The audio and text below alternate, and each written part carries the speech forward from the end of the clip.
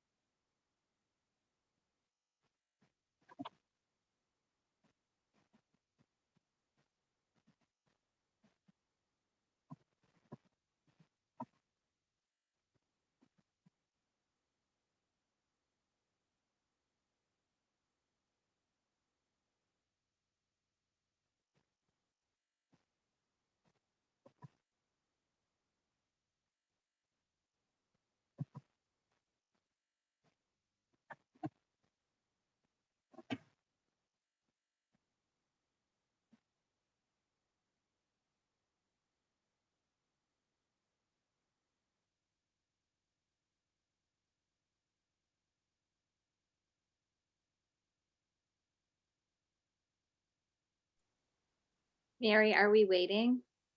Yes, I'm waiting for Jonathan. I don't think he's on yet. Okay. I just texted him.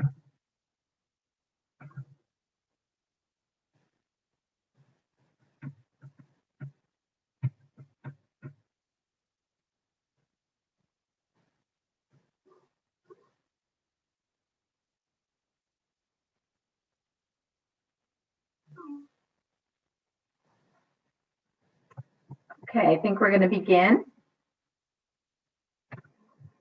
Everyone's ready.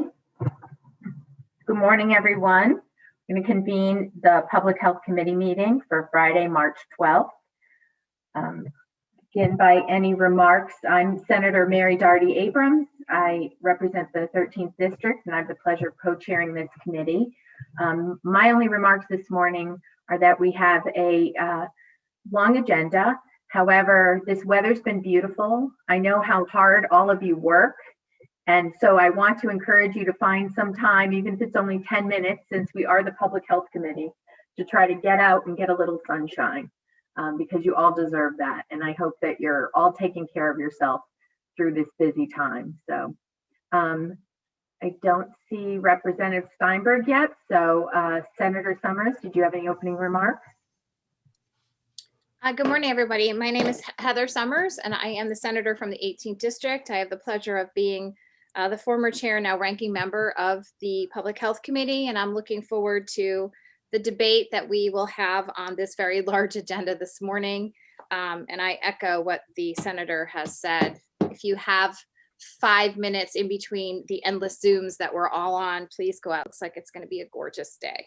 Thank you. And I also want to say that we may have a few members a bit tardy. We have one member getting her vaccine today and another member having some difficulties because of cell coverage. So just so you know, there may be some people popping in a little bit later on. Thank you.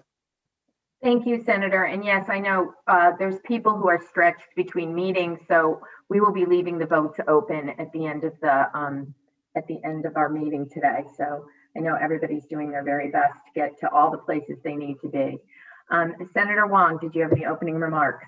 Thank you, Madam Chair. And I echo the theme that's been stated before, but I wanted to add that, you know, we all serve as public officials and representing our community. Although we may have very strong and differing opinions, we need to remember the collegial aspect and the important role that we have in representing our community. So we may have our healthy debates, but ultimately we're all here for the same reason, to represent to the best of our ability the people that elected us. So I appreciate the opportunity, and I think it's important as we get into these heated debates to remember that we are colleagues above all and that we represent our community. We should do it in the best light possible. So thank you, Madam Chair. Thank you, Senator. And you bring up a good point. It's one of the things I've enjoyed about this committee is the collegial atmosphere and the fact that we can have differing opinions without it becoming heated, hopefully, and express ourselves and do the best we can to represent those people that elected us. So thank you for that. Thank you, Madam Chair. And if I may add that indeed, there will be many other committee hearings and many different ranking roles that I'll be popping in and out. But nevertheless, we'll have multiple screens going in my office. So thank you, Madam Chair. That's understood. Thank you so much. Representative Pettit. Thank you, Madam Chair. Bright and sunny day. I think I'm going to take your advice and chase after my 7-year-old and then try to hit a couple hundred golf balls with him later this afternoon. So let's get to it. It doesn't get better than that, and you've earned it. So enjoy. Representative Steinberg, do you have any opening remarks? Only to apologize for my tardy appearance. I'm having some computer issues, and I had a struggle to find the actual right invitation. I attended meetings for next week already, but I've had a hard time finding today's. So thank you, Madam Chair, and let's get going. Great. So let's begin on Roman numeral 3 of our agenda. Bills to be considered for JF action. As I said before, and many of you spoke to as well, there are a lot of things going on, so votes will be held open at the end of this meeting. And it's important to know for people watching and for anyone new that because these are final actions, we need roll call votes on them. So just want to make sure everybody's aware of that. So let's begin with number 1, SB 327. It's an act concerning the provision of food and beverages in funeral homes. It's a JF to the floor. This bill allows funeral directors to serve non-alcoholic beverages and catered food to people who are attending funeral services at the funeral home. Our existing law allows funeral directors to serve packaged foods and non-alcoholic beverages when people are making funeral arrangements or arranging for the disposition of a deceased person's body at a funeral home, but not during the funeral services themselves. Currently, this is allowed in 49 other states. So is there a motion? So moved. Thank you, Representative Arnone. In a second, Second. Senator Anwar, thank you. Okay, any discussion, please raise your hand in the participants section. Representative Claire DeStitria. Thank you, Madam Chair. Just a couple of comments. We've seen this bill at least a couple of years now up in Hartford, and people, been in contact with the funeral directors, and they seem to have been flip-flopping a little bit from last year to this year. But I just want to, reiterate that it's not about putting a Michelin star restaurant in the middle of our funeral homes. It's about putting sandwiches in a bag so family and friends can have a little snack during these long, times at some certain funerals and wakes.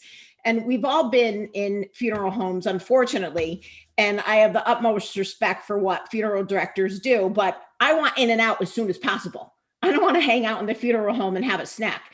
And I can't imagine my sister Themis saying to me, "Where do you want to go for dinner on Friday night?" And I'm responding, "Well, we're going to Mrs. Smith's wake. Let's eat in the funeral home." I mean, it's just not going to happen. But I'll be a no with this today, but I just wanted to have those comments on the record for me. Thank you. Thank you very much, Representative. Senator Summers. Yes, thank you, Madam Chair. I just want to say a few words. I initially was supportive of this bill, thinking, it's passive.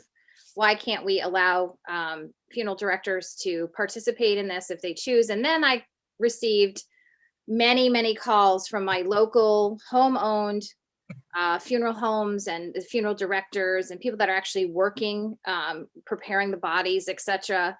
And overwhelmingly, they were not only against it, they were disgusted by the thought of it.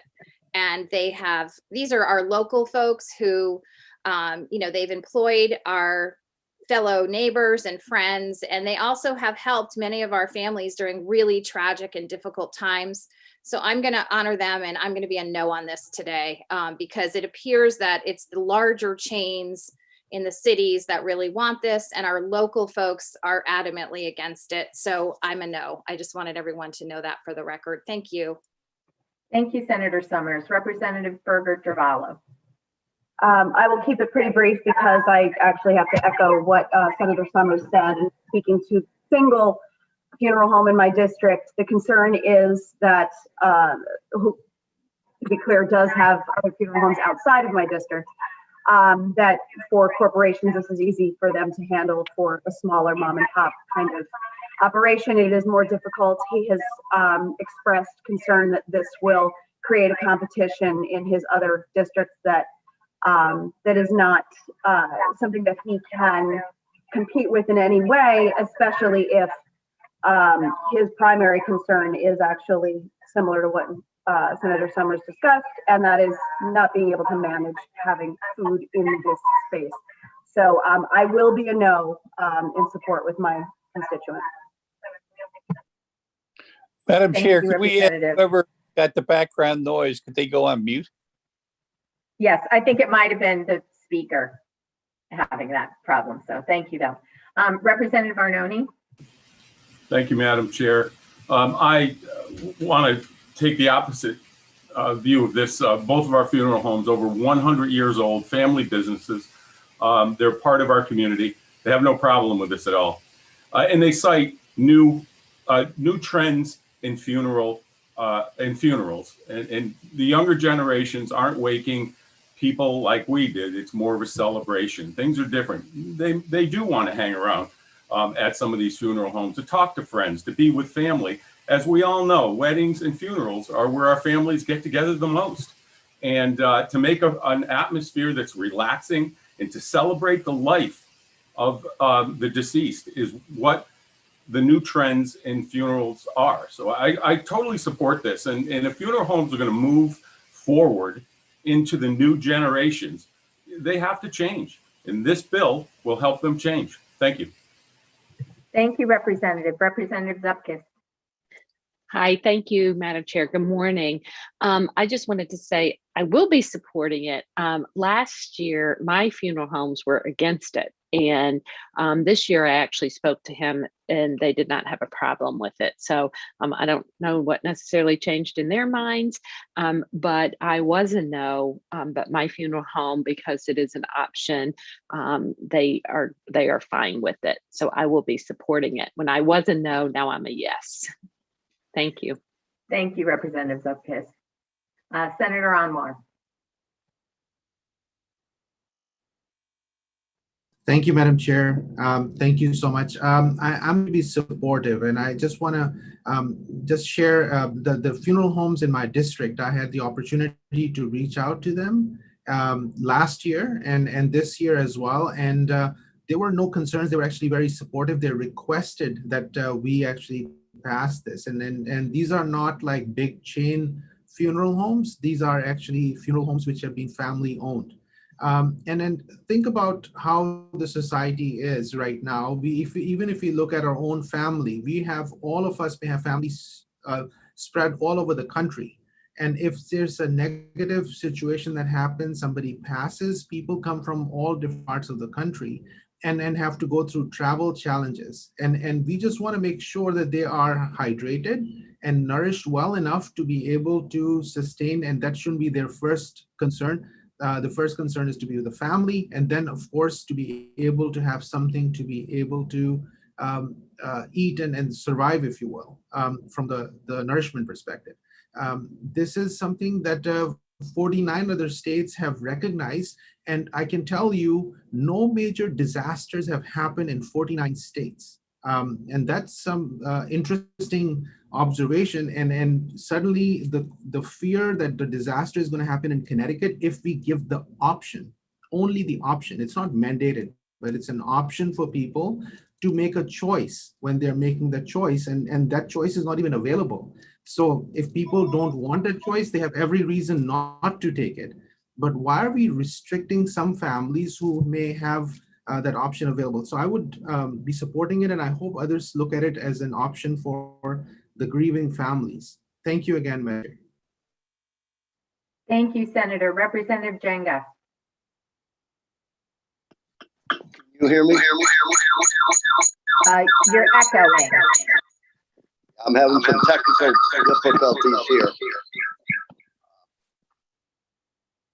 You're on two screens. I don't know if that's why. Representative Jenga, you're on two different screens. So Yeah, I had to don't know if switch that's, because I couldn't get sound on the other. maybe turn off the original one. That's what I'm trying. Yeah, I'm in favor of this. Funeral homes that have contacted me have been in favor locally. In listening to those who were opposed to this, I believe it's the fear of the unknown. We're just one of the only state that hasn't had this convenience for our people and for the families. And I think this is just an opportunity to get in line with more conveniences and more feelings for people, especially in cold weather. So I'm supporting this. Thank you, Representative. Representative Betts. Thank you. Thank you, Madam Chair. I'm certainly going to be opposing this. I've not heard from any constituents asking for this type of service to be available at funeral homes. And I'm not swayed by the argument that 48 or 49 other states have this. If people don't want to hear, we don't have to follow what they're doing. But I'll tell you who will lose are the restaurants who now currently serve the people who are coming to a funeral. We all go and leave to another restaurant. If you take this business away from a restaurant, and the restaurants are already suffering mightily, I would not agree with that. We need to support our restaurants at this particular point in time. And I think this would be sending a terrible message to them to say, we're going to put up alternatives for you. And that's why I'm going to be voting no. Thank you. I think it's important to note, though, that the food would be coming in from outside. They wouldn't be preparing it there, so it would come from restaurants or other catering services. I just want to make that clear. And also, again, as people have been mentioning, this is permissive. So, you know, it could be a business decision, but it's also going to be a decision that a family would make as to whether or not that, you know, what they would want there. And so it, to me, it allows all those choices. So for people who didn't want it, they wouldn't have to pursue that. That's a good point, Madam Chair. But I also would point out to people that the cost is going to be going up when you go and have these wakes, because the funeral director is not doing this for free. And even though you're getting it from the outside, you're getting a limited service versus going to a restaurant where it's easier to park. There's more variety. And I don't think we should be putting more costs on the people who are there for a wake. So I hear you, but those are the reasons I'm going to vote no. Thank you. Thank you, Representative Betts. Representative Carpino. Thank you, Madam Chair. You highlighted some of the comments I was going to make, and perhaps for the public at home, I want to make sure they understand, because I know in my district there was some misinformation about what this bill does, and I think it's important that we do make sure everybody understands who may be watching. At least in my world, with my family, this is not about a funeral home making a Peniella vodka in the back and serving it to a family who might choose this. This is perhaps a funeral home who gives the option to a grieving family who might have their wake from 3 to 5 and then 6 to 8, because folks are a lot more mobile and families are coming from further away, and folks are trying to be respectful of that even in our times of grieving. But that hour in between, for those close friends and family who might be there, I don't see why the funeral homes who opt to offer this service for their customers wouldn't partner with a local bakery, partner with a local restaurant to just bring some small snacks, pastries, in to provide nourishment for those grieving families. We've all been there, where folks have come from so far to pay their respects and to stand shoulder to shoulder with a grieving friends and family. And the fact that we wouldn't give this option to families, it really just befuddles me. I respect everybody's opinions, but I do want to make sure that we are very clear about what we're talking about. Thank you, ma'am. Thank you, Representative. Senator Haskell. Thank you so much, Madam Chair. And I hesitate to go after my colleague, Representative Carpino, because I think she said it better than I could have. I want to associate myself with her remarks. And I fundamentally don't understand this idea that we're somehow creating a competition between funeral homes and restaurants. I don't think that anybody is going to give up on their local coffee shop in favor of their local funeral home in the morning. And in fact, it doesn't create competition with restaurants. It creates opportunities for business for these restaurants. So I look forward to supporting the bill. And I think that we are creating a false dichotomy between our local restaurants and our local funeral homes. These funeral homes aren't going to be, as Representative Carpino said, cooking up Peniella vodka in the back. They're going to be hopefully utilizing local businesses to bring in a small selection to help these grieving families get through what is a very long and trying day. So thank you, Madam Chair. Thank you very much. Senator Summers for the second time. Yes, and I would also like to clarify on this bill why there is so much pushback from smaller funeral homes. First of all, many of them have indicated that they have been able to make these offerings to families with restaurants and facilities that they've partnered with that are either across the street or down the road. And they've been doing this for years and years in the manner that we have today. They're very concerned about the fact that you're going to have food, in many cases, either next to or 1 story above hazardous medical waste coming from what is involved with preparing a body. Those two things for many of our local folks, at least that I've talked to, and they've reached out to me directly to make their opinions known so vehemently that they're just against this. And I understand it's passive, but one of the fears that they have is they've seen in other states where these larger corporations that come in that, are funeral homes that are owned by larger corporations, massive for-profit that can offer food within the funeral parlor, are now looking to expand to be able to offer liquor, because there's nothing better than liquor at a funeral, and are also being able to maybe prepare some food. So that's one of the things that they're concerned about. And that's why I'm going to be serving my district and reaching out and being a no on this, because that's what the people in my district have reached out and have made very clear to me. I don't think anybody has said that this is competition for a restaurant.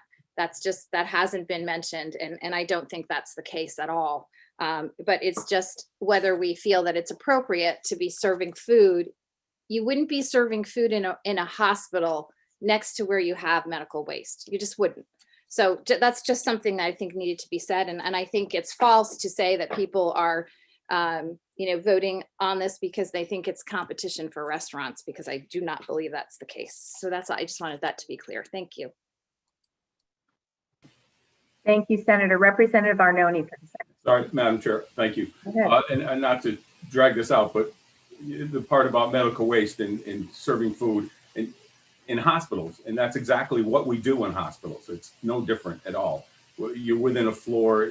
Most of the cafeterias are in the basement where incinerators are. So that argument to me is I just can't agree with that. I really think that the medical waste and eating next to food and food next to this is done every day in the hospital. It's done inside the hospital rooms with sick patients as you sit there, because families need to be fed because they're there all day visiting, and it's a part of nourishment. It's a part of getting through the process with a loved one. And thank you very much. Thank you, Representative. Representative Kennedy. Thank you, Madam Chair. I too have spoken with my local funeral homes, and I understand, and I hope everybody does, as it's been stated, that this is an opt-in. And they both had mixed feelings. But I think one of the things that I also investigated is I spoke with my local health department. And granted, this is likely going to be just snacks and drinks and something. But if hot or cold food were to be brought in, who's going to be monitoring? Who's going to make sure the temperatures are at the proper temperatures? If there's any follow-up, if God forbid someone were to get sick. So that's where I have the reservations as to who's. We're just presuming it's going to be just snacks and water, which is a great thing. But if it is going to be other things, hot food, cold food, that the temperatures are maintained, I think that would be important. And who's going to be doing it? When I spoke to the funeral homes, they didn't know. They said they wouldn't be doing it, or they'd have to hire extra personnel to be on duty to make sure that things were run smoothly in that area. So it's actually another responsibility that I know the two smaller funeral homes that are in my district were not willing to do right now. So I just wanted to throw that into the conversation. Thank you, Madam Chair. There you are. Thank you, Madam Chair. Thank you, Representative. Representative Betts for the second time. Thank you, Madam Chair, and thank you for the second time. I just would like to point out a couple of things. It's a philosophical debate, and I understand both sides, but I don't understand how costs at funeral homes for wakes are not going to increase, because some people will put in a kitchen. We all know they're going to come down the road and ask for liquor permits. And the fact you have to comply with the local health district is going to be costly. It'll be done on maybe an annual basis for inspection. And to be honest with you, I've heard not one word, not one, from any constituent that is not associated with a funeral. So if there's this big demand for it, why have we not heard from the people, especially the ones who recently have gone through it? So not to belabor anymore, I just wanted to point out the reasoning for my voting no. Thank you. Thank you, Representative. I don't see any more hands raised. I think I will be supporting this, and for many of the reasons that have already been discussed. The only thing I would add is, and I'm sure many of you have had the same experience, but I have attended wakes out of state and arrived in the airport and gone straight there and had the chance in a separate room to go in and get a Coke or a cup of tea. Or something that I needed to, quickly eat, nothing elaborate, that's for sure. But that sustained me so that I could be here for my family. And I think that that's really what I have in mind as I vote for this. So with no other comments, I will ask our Madam Administrator if she would please call the roll. Senator Dorothy Abrams. Senator Mary Darty Abrams votes yes.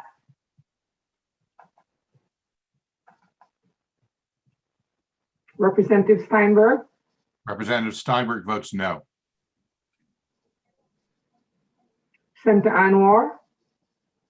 Senator Anwar votes yes. Senator Kushner.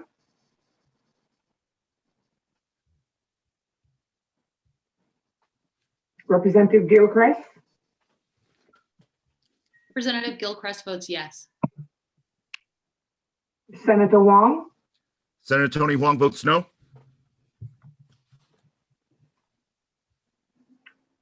Senator Wong, for some reason I did not see you on screen. Senator Tony Huang votes no. Thank you. Senator Summers, Senator Heather Summers votes no. Representative Pettit, Representative Pettit votes yes. Representative Arnone, Representative Arnone votes yes. Representative Berger Givallo, Representative Berger Javallo votes no. Representative Betts, Representative Betts votes no. Representative Carpino, Representative Carpino votes yes. Representative Cook,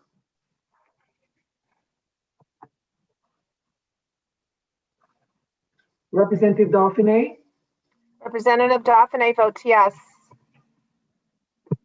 Representative D'Amico, Representative D'Amico votes no. Representative Elliott, Representative Elliott votes yes. Representative Elliott votes yes, in case you didn't get me. Thanks. thank you. Representative Foster, Representative Foster votes yes. Representative Django,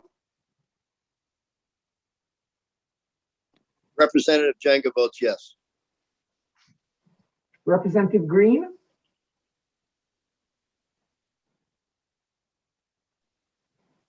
Senator Haskell, Senator Haskell votes yes. Senator Kasser, Senator Kasser votes yes. Representative Pavris DeGraw,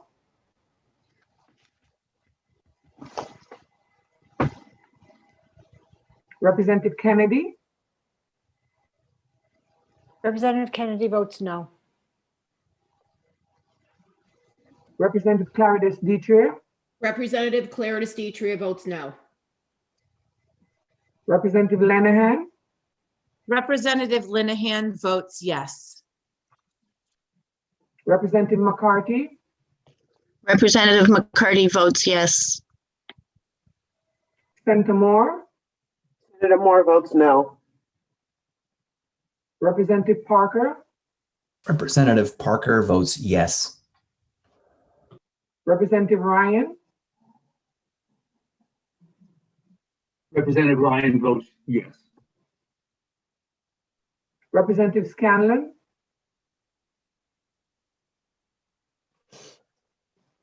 Representative Terziak, Representative Terziak votes yes. Representative Young, Representative Young votes no. Representative Zupkis, Representative Zupkis votes yes. Thank you. Madam Clerk, I'm sorry, I was kicked off my computer. Representative Green votes yes. Thank you.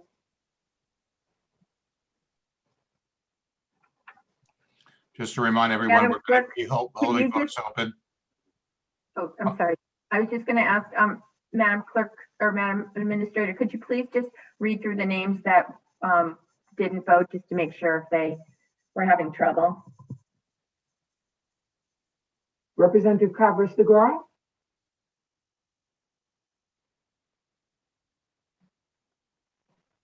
Representative Scanlon,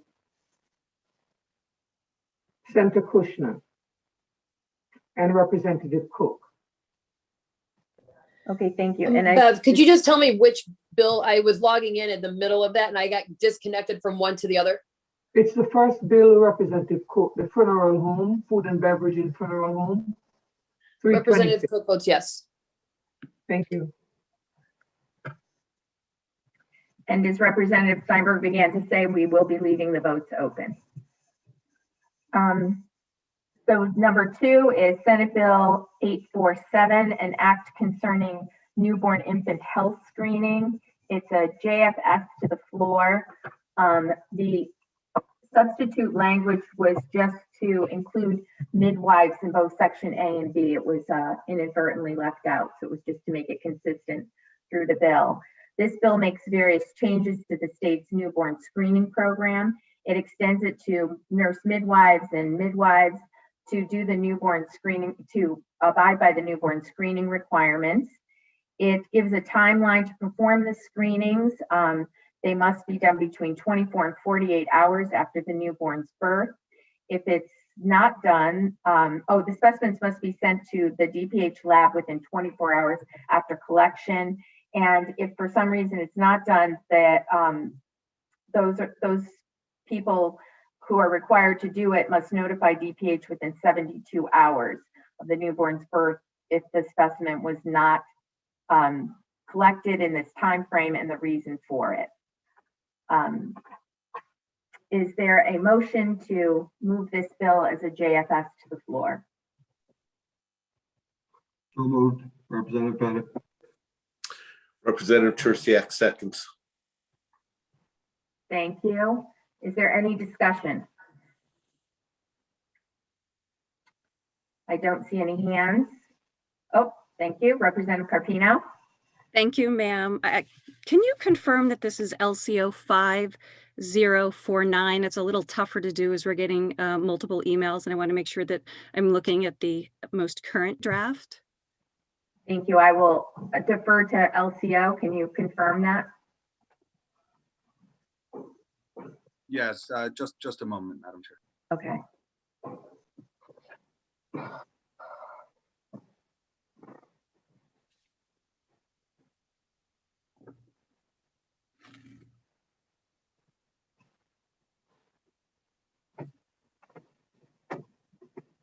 Representative Carpino, would it be okay if we moved on to Representative Dauphiné and allowed her to make her remarks and come back to you when we have that information? As long as you come back. Thank you, ma'am. I promise to come back.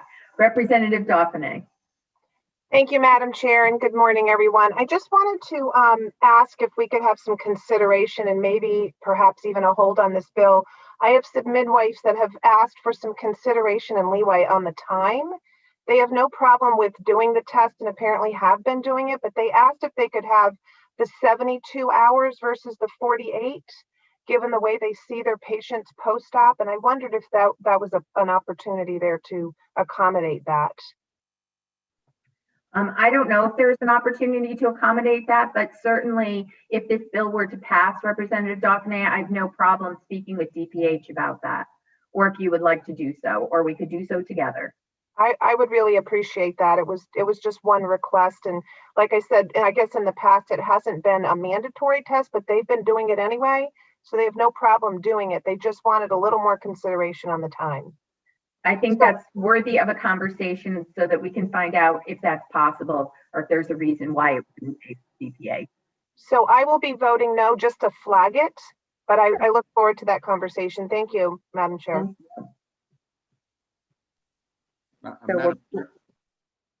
Yes, go right ahead.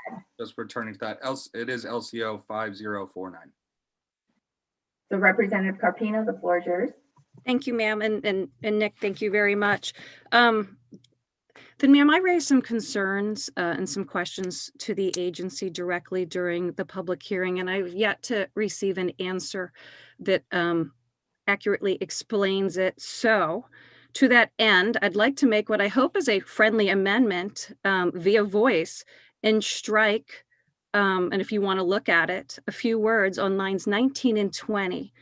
I'll give them, and I will wait a moment, ma'am, if you want to look at that before I proceed. You can proceed. Okay. Go ahead.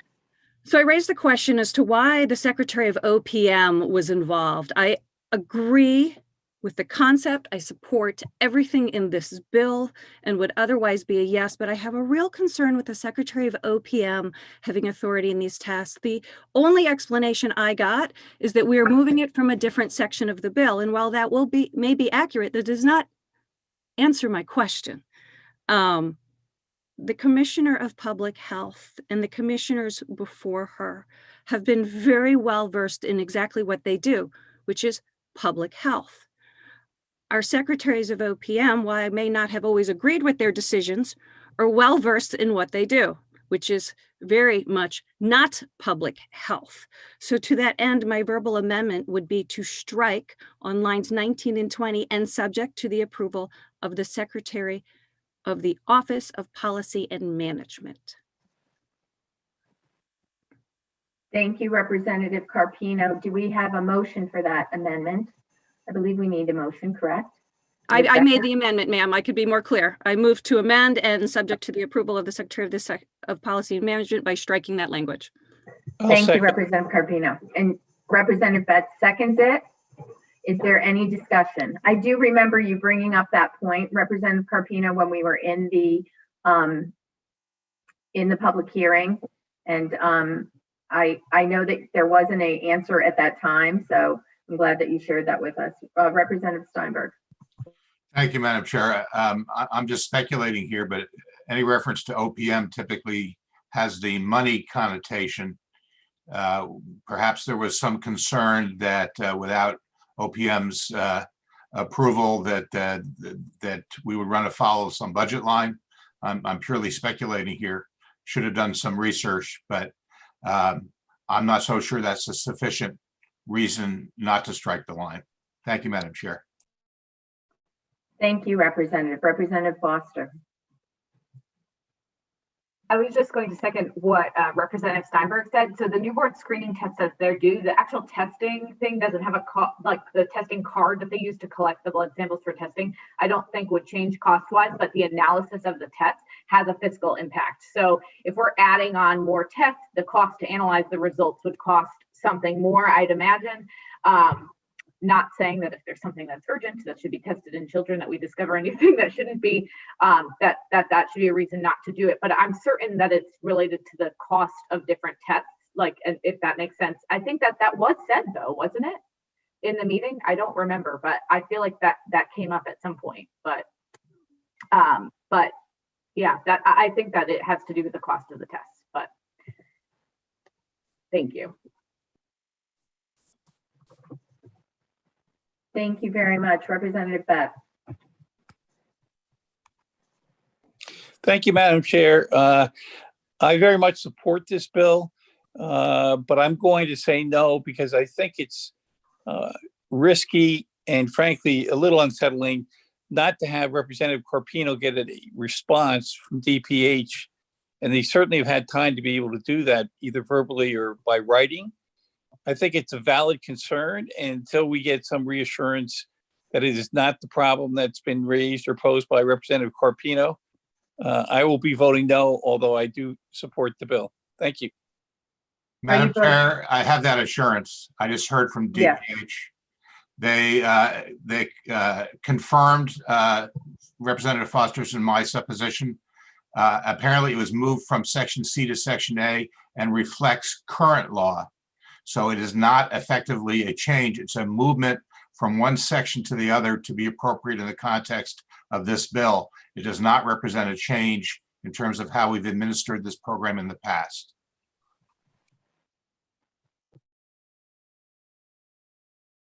Is that Representative Pettit? Go ahead. Madam Chair, thank you. That was my assumption as well. So I guess we've missed these 5 or 6 words in the past.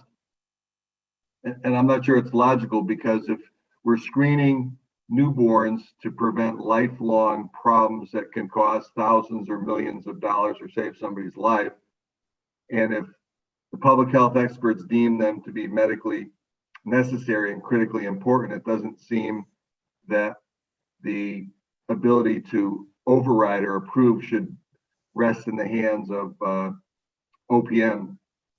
You know, if it ends up being a huge fiscal issue, certainly people can come back to we as the legislature, but it's not logical to me to deem something as medically necessary for a newborn and then have someone who's got a financial responsibility say, no, I disagree with this. So I'm not sure it really should be in there. Thank you, Madam Chair. Thank you, Representative Pettit. Senator Wong. Thank you, Madam Chair. And I understand and generally supportive of the concept, but I also want to commend Representative Carpino for raising the question in our public hearing and not getting an answer, which necessitated this amendment proposal. And what I find alarming, or disappointing rather, is the fact that even in the matter of minutes, as this is raised on a potential vote, that DPH, for all the good work that they do, immediately got back to Chairman Steinberg, rather than extending the courtesy to Representative Carpino, who asked the question. So I think I'm disappointed with their lack of respect and consideration of a policymaker who's asking important questions. And I'm disappointed consistently in regards to a pattern of questions that have been raised to DPH on issues that are relevant to this committee's decision-making process, when we're getting delayed or kind of half answers. So I just had to comment on the immediate reaction to Representative Steinberg from DPH for a question that was raised many days ago by another colleague on this committee. It just seems to be a selectivity in regards to who and how people get answers. So I hope that will stop and should respect all committee members who make inquiries, who are striving to make the best policy decision as we cast votes on the Committee of Cognizance. So I'll be voting yes on this, but I have to voice my concern on the record that I'm deeply concerned the selectivity in answering questions from all committee members rather than a select few. Thank you, Madam Chair. I didn't want to interrupt you, Senator, but I will say that in the response from DPH that we received right now, they said that they did get back to Representative Carpino that day. So I just want, I don't know how, but I just want to share that. So Senator Summers. Yes, thank you, Madam Chair. I just had a question. First of all, newborn screening is very, very important. And, this is something that we need to continue to do because, as Dr. Pettit said, we can pick things up early that can change somebody's lifetime of suffering, lifetime of cost and expense. And it's extremely important. My question now, though, is because this language that we weren't aware has always been in the statute, has there been a time where there has not been money available from OPM that have prevented us from doing some newborn screenings that are critical or important? I would love to have that answer from DPH. And if not, then maybe there's no reason to not delete this particular line. For me, if it's important enough that DPH wants to screen a newborn for a particular disease, we need to do it regardless of really what the cost is. And that makes me concerned that maybe there are things we have not screened for because OPM has not allocated the funding. I don't know if DPH can get back to you right away, like they seem to have been able to during this meeting on Christy Carpino's or Representative Carpino's other question, but that would be something that I would be concerned about. And I just wanted to bring that up. Thank you. Thank you, Senator Summers. Representative Carpino for the second time, but also since I did bring you into it. Thank you. Thank you, ma'am. And I'm not one who asked for a second time. And I thought I was clear. They did respond to me that it was language that had been moved. So yes, they did. But I've never gotten a complete answer as to why it was there in the first place and why it needed to be there. Clearly, it is not rocket science to understand that whenever the Secretary of OPM is involved, that there are finances involved. None of us need an explanation to that, but to understanding why they might have the ultimate authority or even to be in discussions when it's the commissioner of DPH who should be making these decisions. So merely explaining that we are moving language was done, but a solid explanation as to why OPM has been involved with public health decisions was not given. And we often update language here. I'd venture it's probably 25 or 30% of the bills we work on each year is updating language and bringing statutes forward into 2021 in this instance. So the fact that it is merely old language and moved in any statute, I don't find sufficient. But thank you, ma'am. And perhaps this seems to be not as friendly as an amendment as I would have hoped. Thank you, Representative Carpino. Representative Steinberg. Thank you, Madam Chair. And I have tremendous sympathy for Representative Carpino's point of view. This is important to us as a committee, and certainly it's our obligation to make sure that if we put something in place, that it indeed is actually effective and the money makes a difference. But I just want to register for the record that DPH did get back to Representative Carpino on a timely basis. Perhaps not the answer she had asked for. They did respond on a timely basis. There is absolutely no bias with DPH responding to the chairs versus any other member of this committee. And it upsets me that that allegation would be put out there, perhaps to just to create a little buzz. It is not the case, and DPH has been very solicitous in responding to all members of this committee. Just want to make sure that's in the record. Thank you, Representative. So we have a motion and seconded for the oral amendment that Representative Carpino put forward. Would you repeat what that is again, Representative Carpino, since it is oral? Sure, and I want to make sure that we have a roll call vote as well, ma'am. My motion is to strike and subject to the approval of the Secretary of the Office of Policy and Management. It is located on lines 19 and 20 in the LCO 5049. Thank you very much. And we will have a roll call vote. I don't see any other discussion. So Madam Administrator, if you could please call the roll. And this is a roll call vote on the amendment put forward by Representative Carpino to change that language. Thank you. Senator Darty Abrams. Senator Darty Abrams votes yes. Representative Steinberg. Representative Steinberg votes yes. Senator Anwar. Senator Anwar votes yes. Senator Kushner. Representative Gilchrist. Representative Gilchrist votes yes. Senator Wong. Senator Tony Huang votes yes. Senator Summers. Senator Summers votes yes. Representative Pettit.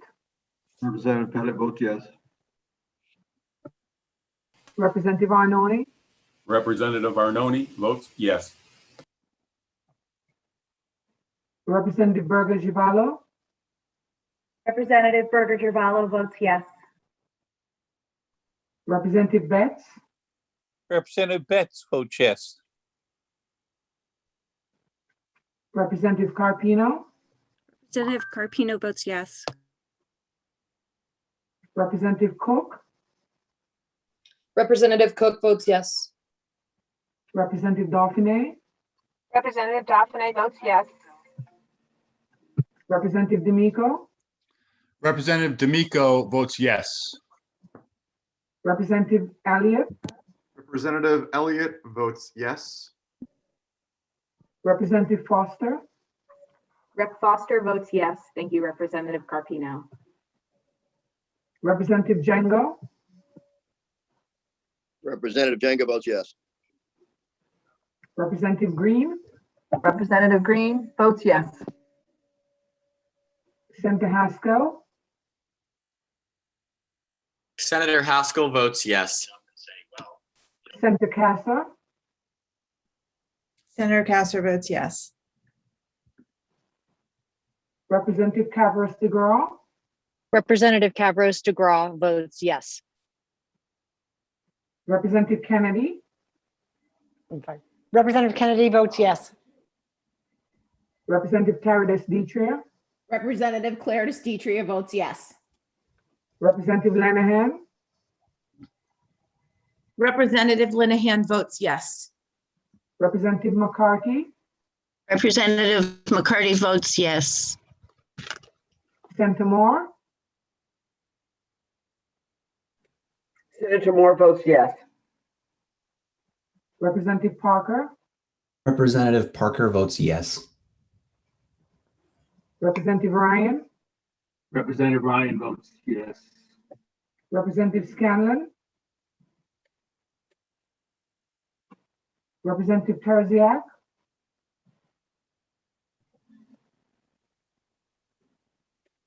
Representative Young, Representative Young votes yes. Representative Zupkis,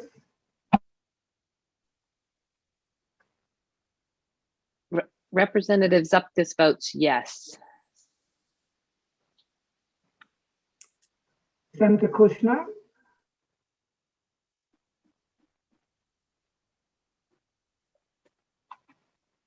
Representative Scanlon, Representative Terziak, Representative Terziak votes yes. Thank you.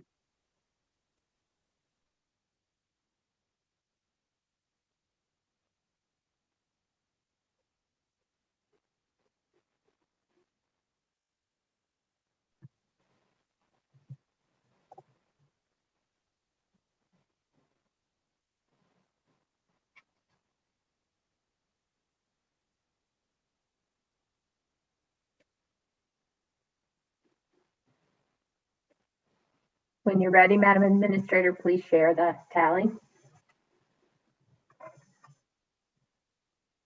total voting 31, absent and not voting 2. So the amendment passes. Voting Oh, yea I'm- 31. Thank you. The amendment passes. So this bill was already JFS, but now it will be added that amendment. And we have a motion, and let's just for safety's sake, have another motion to move this bill with the amendment. I'll second that. So moved. And is there any other discussion about the bill as amended? Don't see any hands, Madam Administrator, so if you'll please call the roll. Senator Darty Abrams, Senator Darty Abrams votes yes. Representative Steinberg, Representative Steinberg votes yes. Senator Anwar, Senator Anwar votes yes. Senator Kushner, Representative Gilchrist, Representative Gilchrist votes yes. Senator Wong, Senator Tony Hwang votes yes. Senator Summers,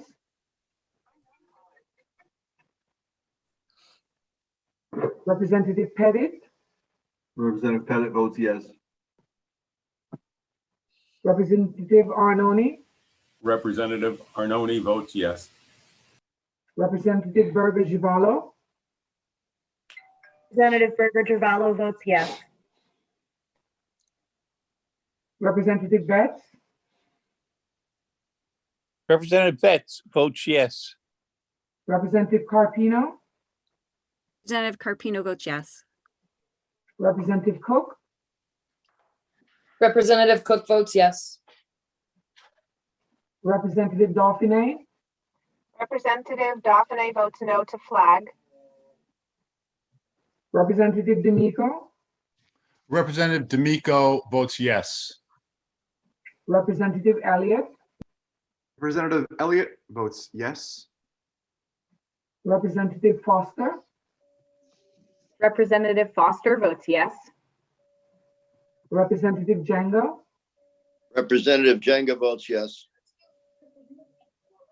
Representative Green, Representative Green votes yes. Senator Haskell, Senator Haskell votes yes. Senator Kasser, Senator Gasser votes yes. Representative Cabras de Graw, Representative Cavros DeGraw votes yes. Representative Cabras de Graw, I did not see you on screen. Representative Cavros DeGraw votes yes. Representative Cavros DeGraw votes yes. Thank you. Representative Kennedy, Representative Kennedy votes yes. Representative Claritas Detrier, Representative Claritas Detrier votes yes. Representative Lanahan, Representative Linehan votes yes. Representative McCarthy, Representative McCarty votes yes. Senator Moore, Senator Moore votes yes. Senator Moore. Senator Moore votes yes. Thank you. Representative Parker, Representative Parker votes yes. Representative Ryan, Representative Ryan votes yes. Representative Scanlon, Representative Terziak, Representative Tursiak votes yes. Representative Young, Representative Young votes yes. Representative Zupkis, Representative Zupkis votes yes.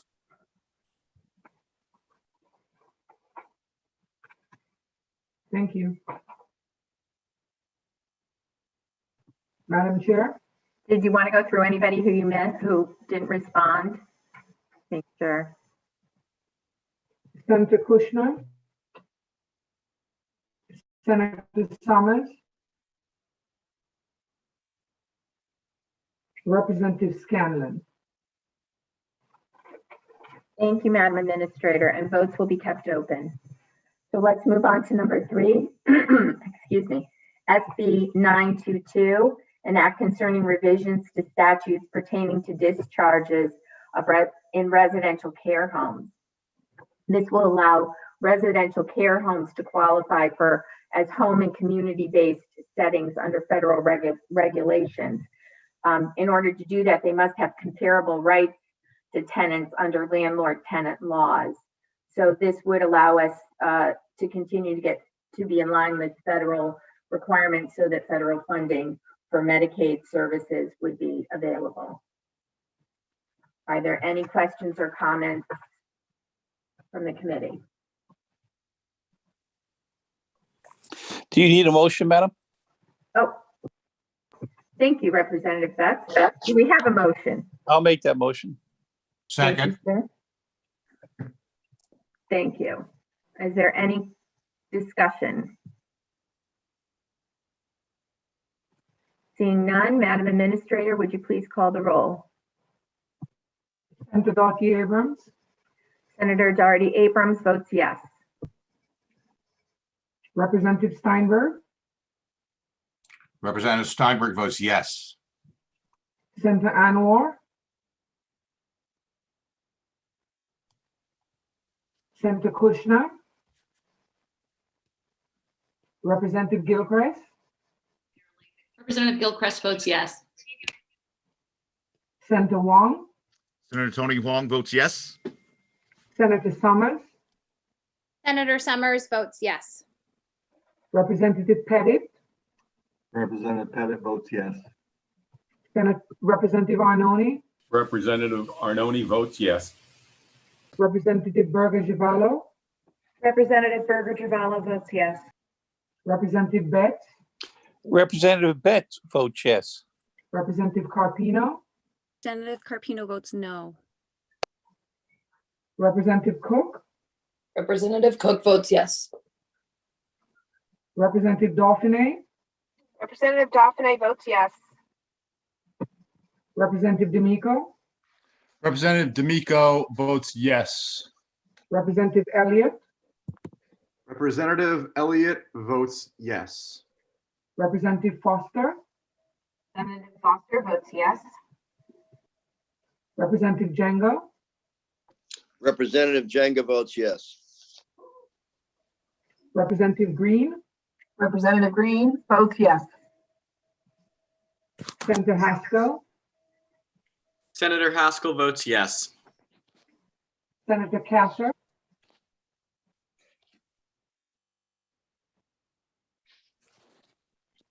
Representative Cabras de Groot,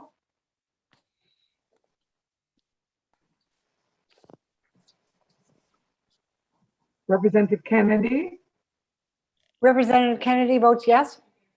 Representative Claritas Detrier, Representative Claritas Detrier votes yes. Representative Lanahan, Representative Linehan votes yes. Representative McCarthy, Representative McCarty votes yes. Senator Moore, Senator Moore votes yes. Representative Parker, Representative Parker votes yes. Representative Ryan, Representative Ryan votes yes. Representative Scanlon, Representative Terziak,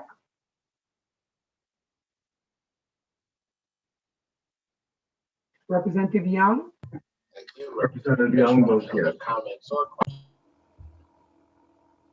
Representative Zupkis, Representative Zupkis votes yes.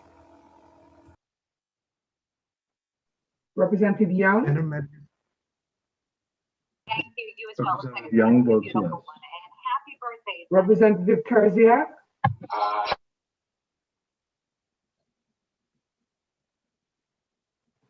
Representative Scanlon, Representative Cabris DeGraw, Senator Kasser,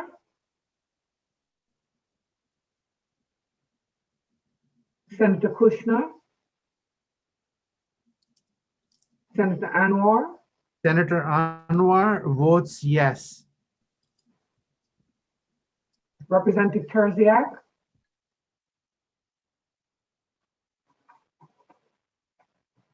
I see Senator Castor back on. I apologize. Senator Castor votes yes. thank you. Thank you, Madam Administrator. Again, votes will be kept open. So next we will move on to number 4, HB 6397, an act expanding the definition of a reporting entity to the all payer claims database. The all payer claims database was put into action in 2012, but during that time, workman's compensation claims, the entities that pay for medical claims for employee injuries, has not been a part of that database.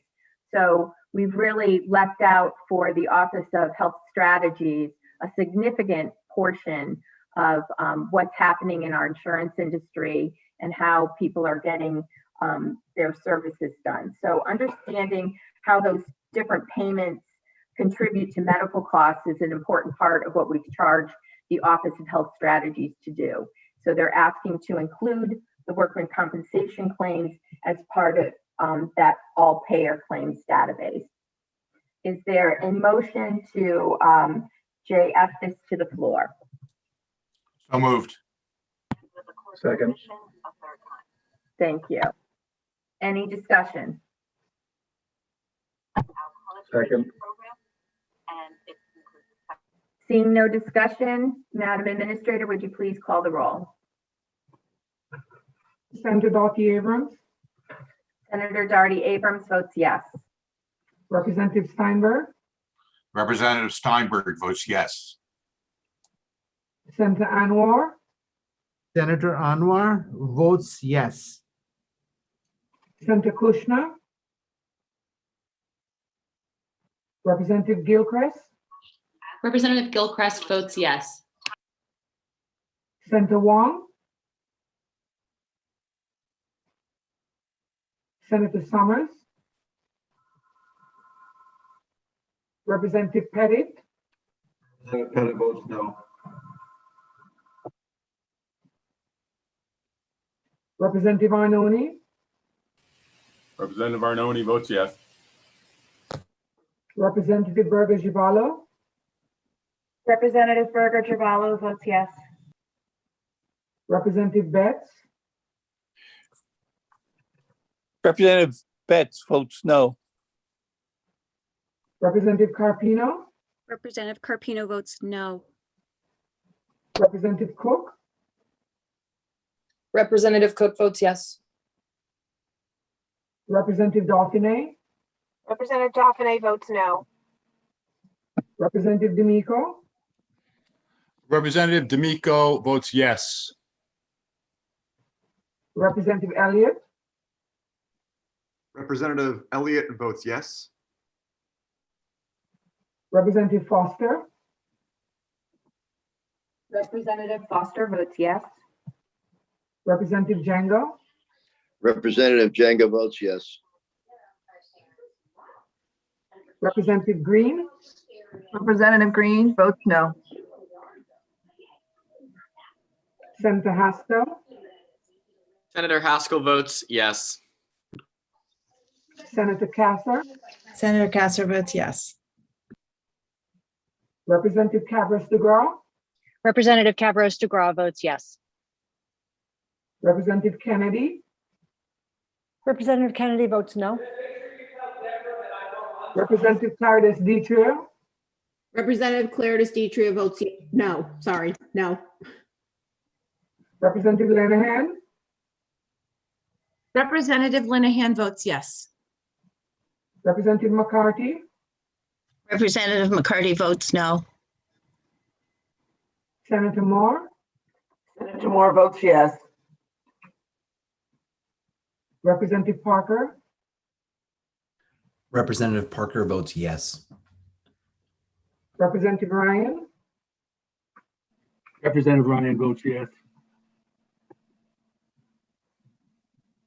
Representative Ryan votes yes.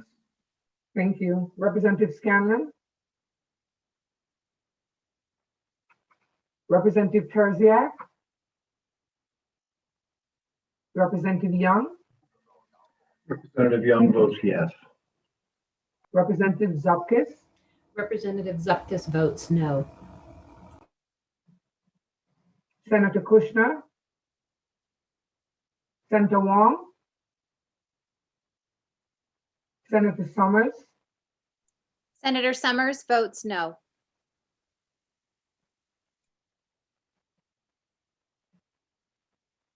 Representative Scanlon, Representative Terziak,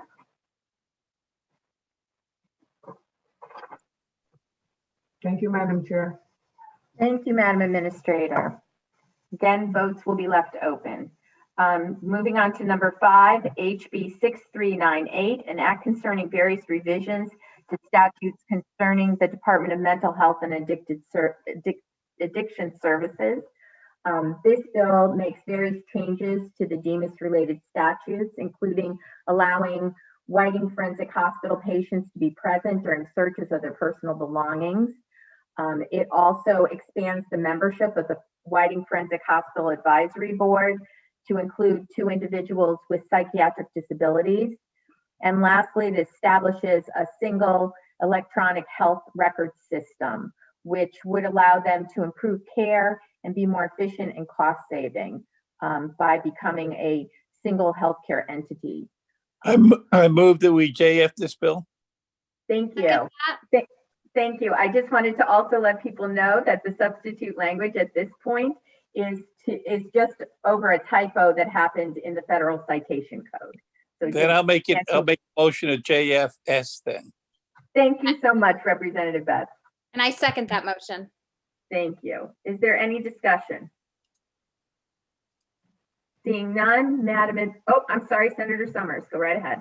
Sorry, I just wanted to make sure that for the new members of this committee, this is a bill that we've had around for quite some time, and it's very important to those who are residing at our Whiting Forensic Hospital to be able to be present should it be deemed not harmful during a search of their room, etc. And the one electronic medical record system will help save millions and millions of dollars to the state. So I'm in full support of this bill and thank DEMIS for all their hard work on it. Thank you, Senator. I don't see any other hands, so Madam Administrator, if you please call the roll. Senator Darty Abrams, Senator Darty Abrams votes yes. Representative Steinberg, Representative Steinberg votes yes. Senator Anwar, Senator Anwar votes yes. Senator Kushner,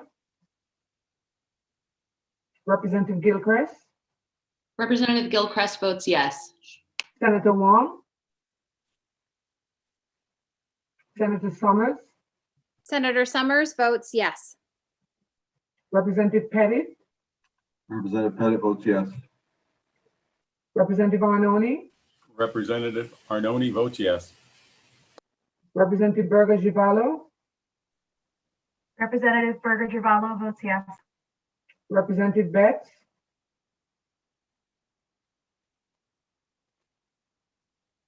Representative Carpino, I'm sorry, Madam Administrator, Representative Betts votes yes. Representative Carpino, Representative Carpino votes yes. Representative Cook, Representative Cook votes yes. Representative Dauphiné, Representative Dauphiné votes yes. Representative D'Amico, Representative D'Amico votes yes.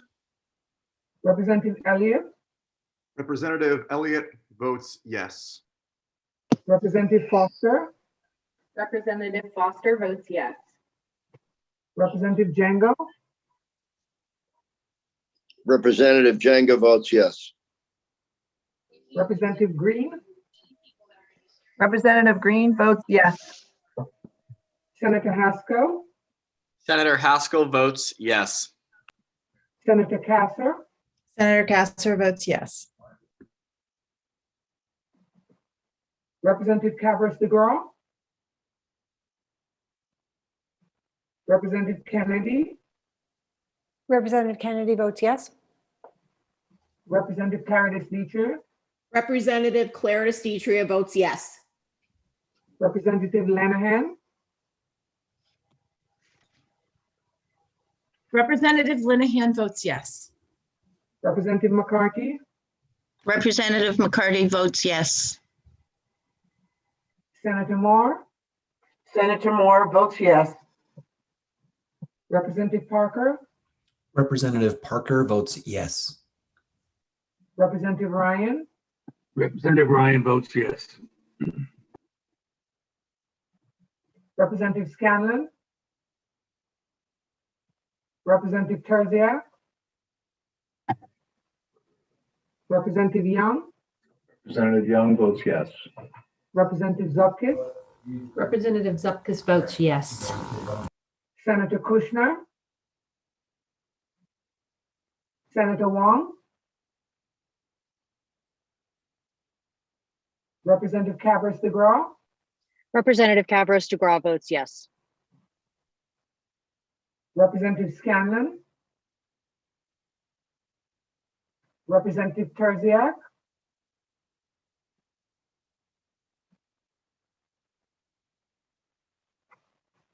thank you, Madam Chair. Thank you, Madam Administrator. Again, votes will be held open. Moving on to number 6, House Bill 6449. This is the Governor's Bill, an act expanding economic opportunity in occupations licensed by the Department of Public Health.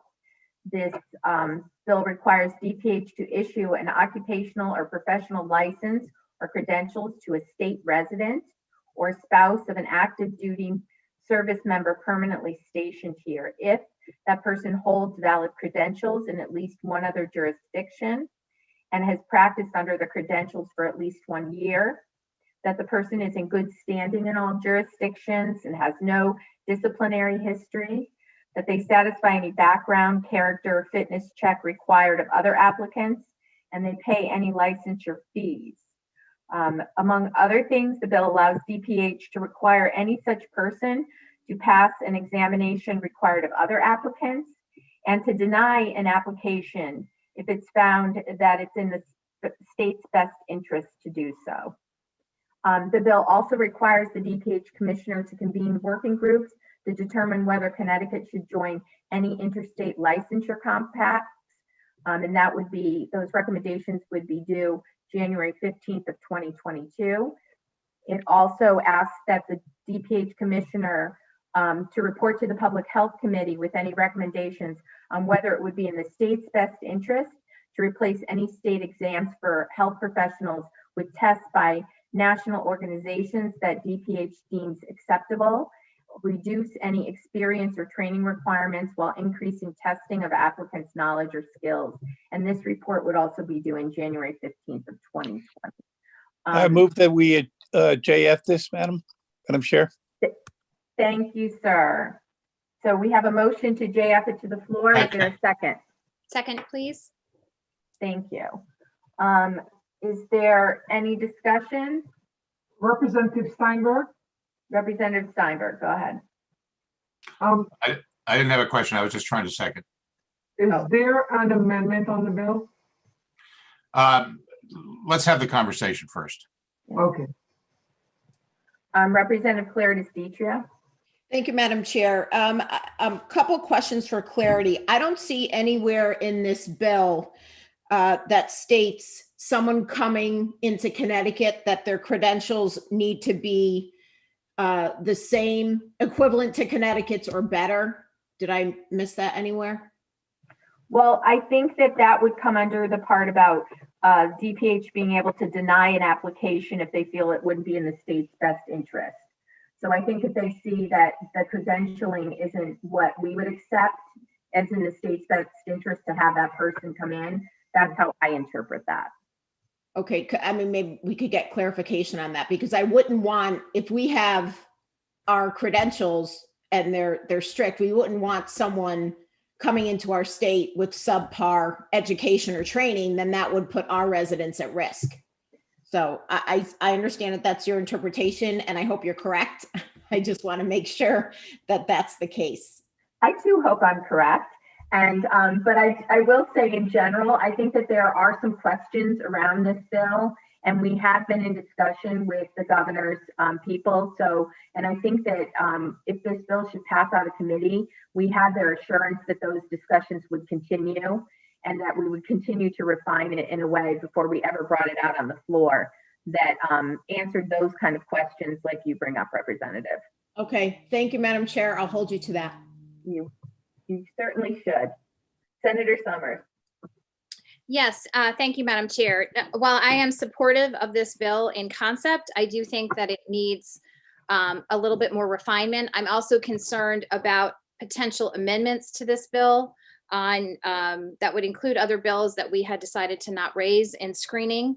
That would make me not supportive of this bill. There are some really good benefits.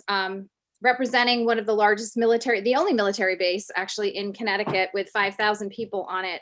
This would really help those who are stationed in Groton, Connecticut, and live throughout the communities here in Southeastern Connecticut for their spouses to be able to find employment. And many of them we really need because we have such shortage of healthcare workers. This would really expedite the process. And I also am very supportive of DPH looking into these interstate compacts. You know, for example, if an APRN moves from Vermont to Connecticut, there's no easy way to have them be able to open up practice. So as we are continuing to see a shortage of healthcare providers, I'm very excited to see that DPH is willing to study this. But again, I would not be able to support it if there are amendments that go against what we had all discussed during screening. So I will vote yes for this out of committee, and then we will see where the bill goes. Thank you.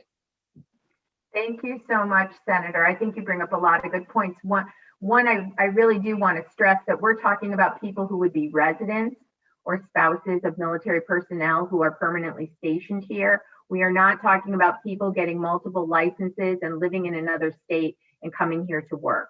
I also want to emphasize another point that you brought up, Senator, which is that we have a bill in our committee about recruitment and retainment of our healthcare providers, because we know that we need that we have a serious lack in that area, and we want to make sure that we're doing the best we can.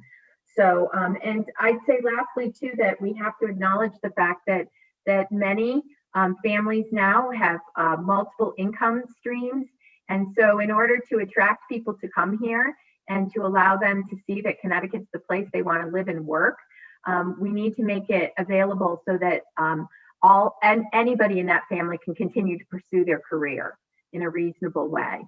But all of that has to be balanced with what Representative Claire DeStitria brought up, which is it has to be balanced with us holding our high standards that we have in this state.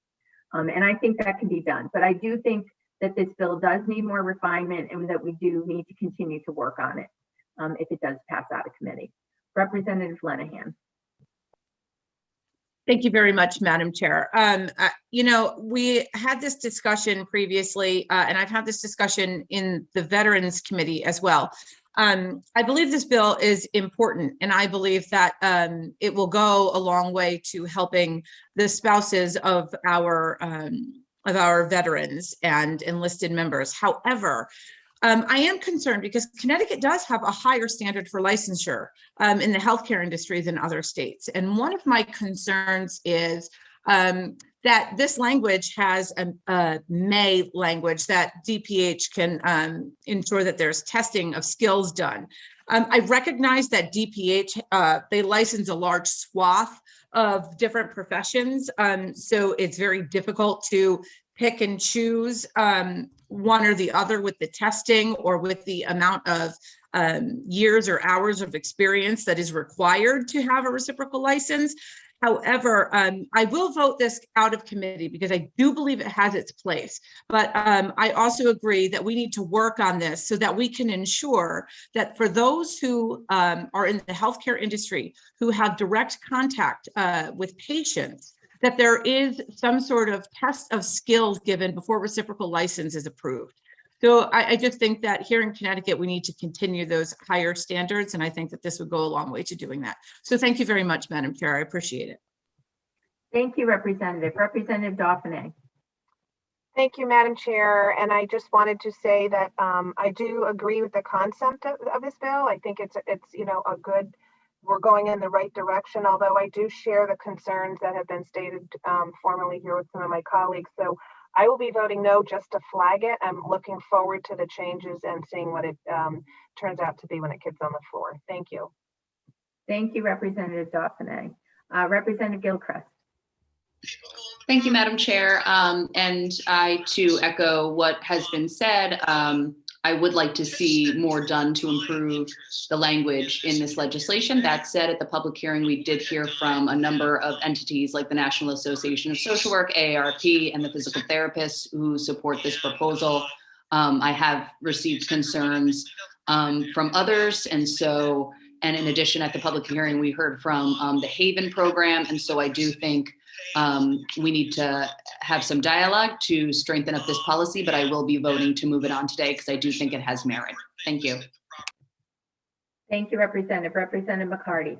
Yes, thank you, Madam Chair. And I would like to add my remark that I too will be supportive of the bill today, but if I may offer a comment, I was trying to discern what we meant by jurisdiction throughout the bill. So if when we go forward, if we could have some clarifying language on that particular language in the bill, that would be helpful. Thank you.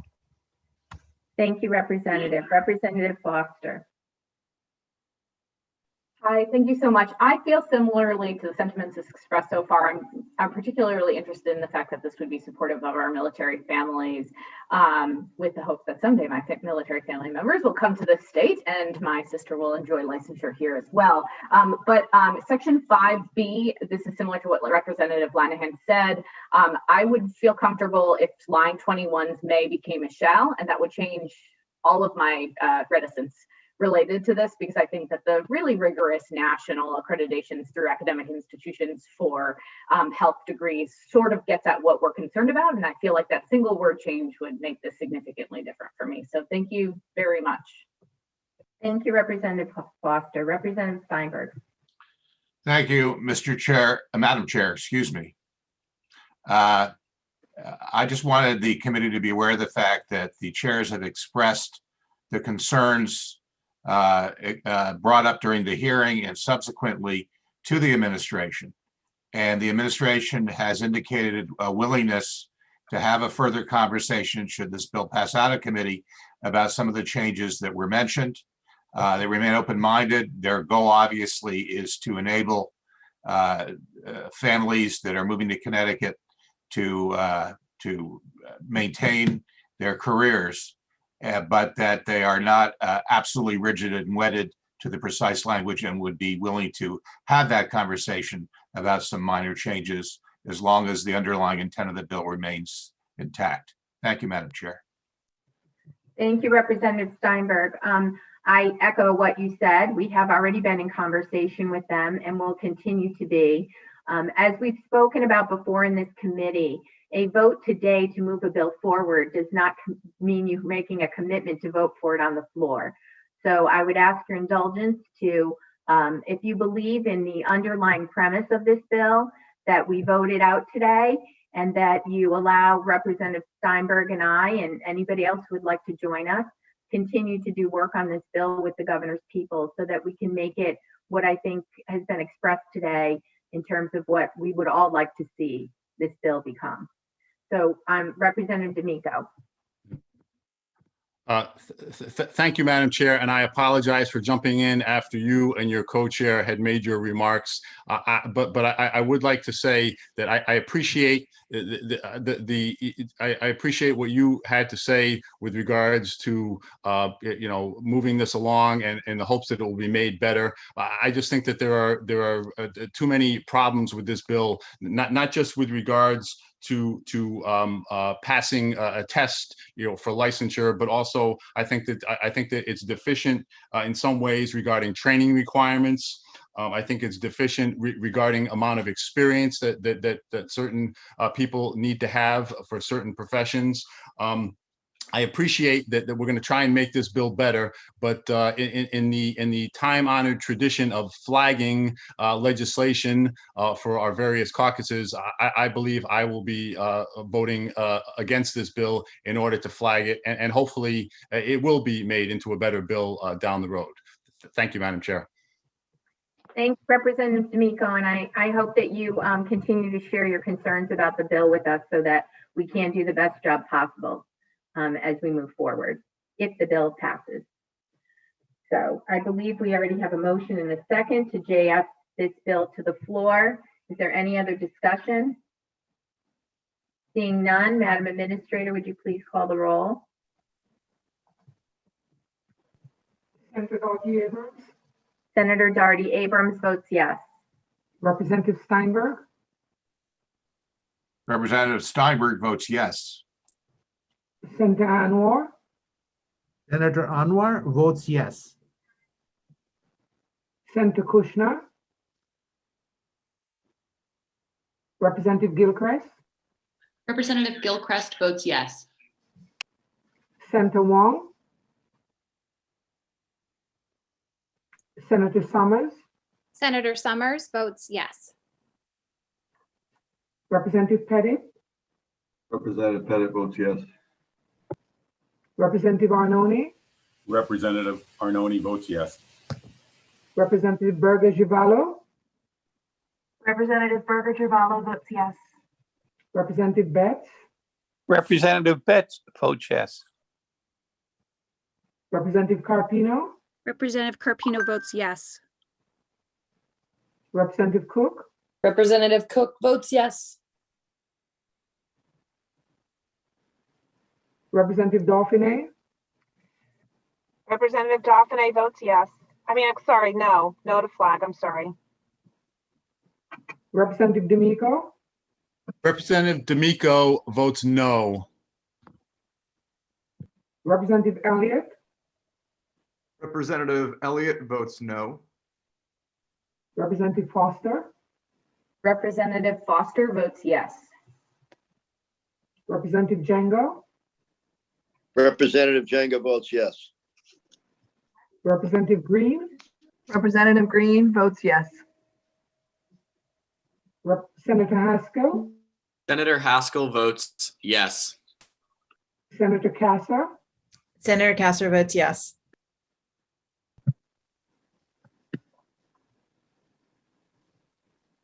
Representative Cabras DeGraw, Representative Cabros DeGraw votes yes. Representative Kennedy, Representative Kennedy votes yes. Representative Clarides Detrieux, Representative Clarides Detrieux votes yes with hopeful changes. Representative Lenahan, Representative Linehan votes yes. Representative McCarthy, Representative McCarty votes yes. Senator Moore, Senator Moore votes yes. Representative Parker, Representative Parker votes yes. Representative Ryan, Representative Ryan votes yes. Representative Scanlon, Representative Terziak, Representative Young, Representative Young votes yes. Representative Zupkis, Representative Zupkis votes yes. Senator Kushner, Senator Wong, Representative Scanlon, Representative Terziak. Thank you, Madam Chair. Thank you, Madam Administrator. Again, votes will be left open. Moving on to number 7, HB 6450. This is also the governor's bill, an act implementing the governor's budget recommendations concerning public health. This bill focuses on prohibiting flavors in vaping products or e-cigarettes. It is different than the bill that we recently passed out of this committee. It increases the penalties for sale of cigarettes, tobacco products, and any other vaping devices to individuals under the age of 21. It increases penalties to e-cigarette dealers who violate the bill's flavor bans and nicotine content requirements. In this bill, there is a nicotine content, no nicotine content greater than 35 milligrams per milliliter will be sold, and no flavors other than tobacco. There are penalties that are outlined in this bill, and like I said before, this is somewhat different than the flavor ban bill that we voted out of committee. I would say that what will happen if we vote this bill out of committee is that we will sit down with the governor's people, look at both bills, and come up with a resolution so that we don't have two competing bills, but find a way to combine them or look at both of them to see what aspects of them we need to move forward with, and make it one bill that would go to the floor. But do I have a JF to move this bill to the floor? A motion, excuse me.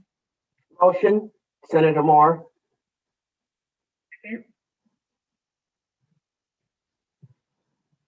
Is there any discussion? Representative Claritas Deetria. Thank you, Madam Chair. My questions are coming from the enforcement side.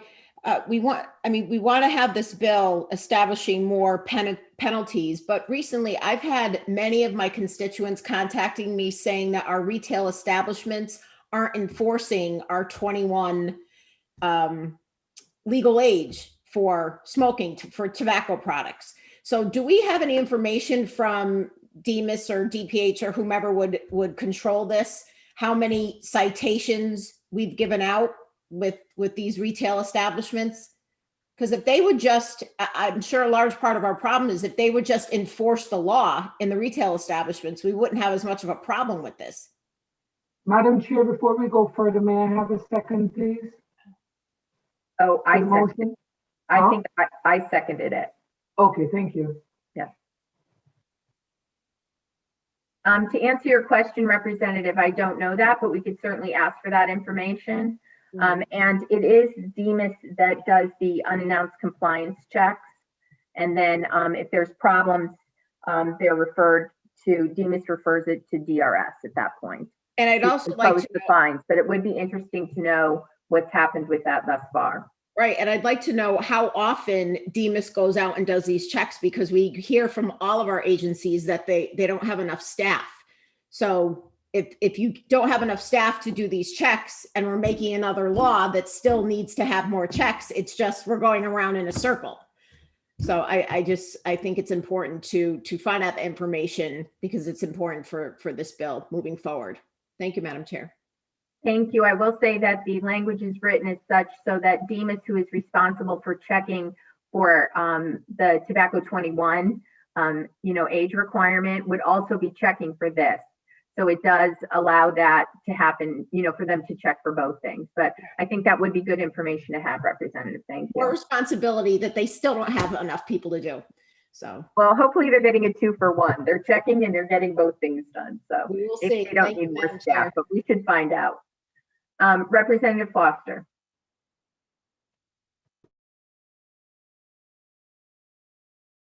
Hi, sorry, I don't want to sound like a broken record on this, but I do believe that with the flavored tobacco legislation in general, I think that there are a couple of things that I just want to be judicious that as a committee we're weighing in our decision-making process. And I think that there is fine tuning of this bill that could allow for maximal public health benefit, navigate concerns that people have about implications for the budget, while also allowing flavored tobacco products to be part of a cessation and mitigation of secondhand smoke impact pathway. And I would just urge that conversation to remain open as this process goes forward. I believe that there's a flaw in this bill in not banning flavored combustibles. I don't think that we're going to reap the maximum public health impact of a flavor ban without banning flavored combustibles. And we heard from Dr. Friedman on that topic during the public hearing. And I just feel like, I feel strongly that although that there was controversy in reporting about a social justice implication for banning flavored menthol, I do believe that from a healthcare, health equity disparities perspective, there was resounding support for, from a health expertise standpoint when it came to health equity for banning flavored combustibles.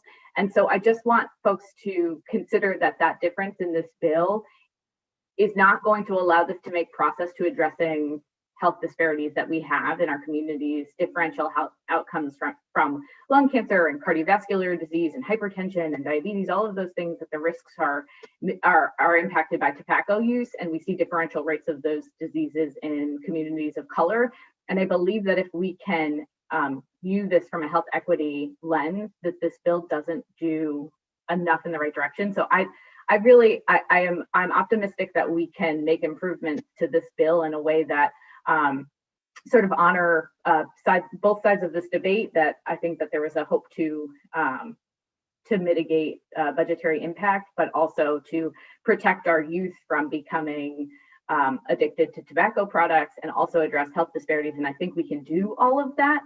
It just is going to take a little bit of nuance. And so I don't feel the need to vote no to flag this. I think that that discussion only happens if the bill passes and we can continue to have this conversation, but I reserve my right to vote no in the future votes on the floor. So thank you everyone for hearing me out.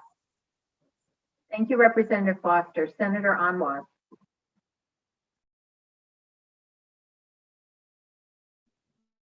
Thank you, Madam Chair.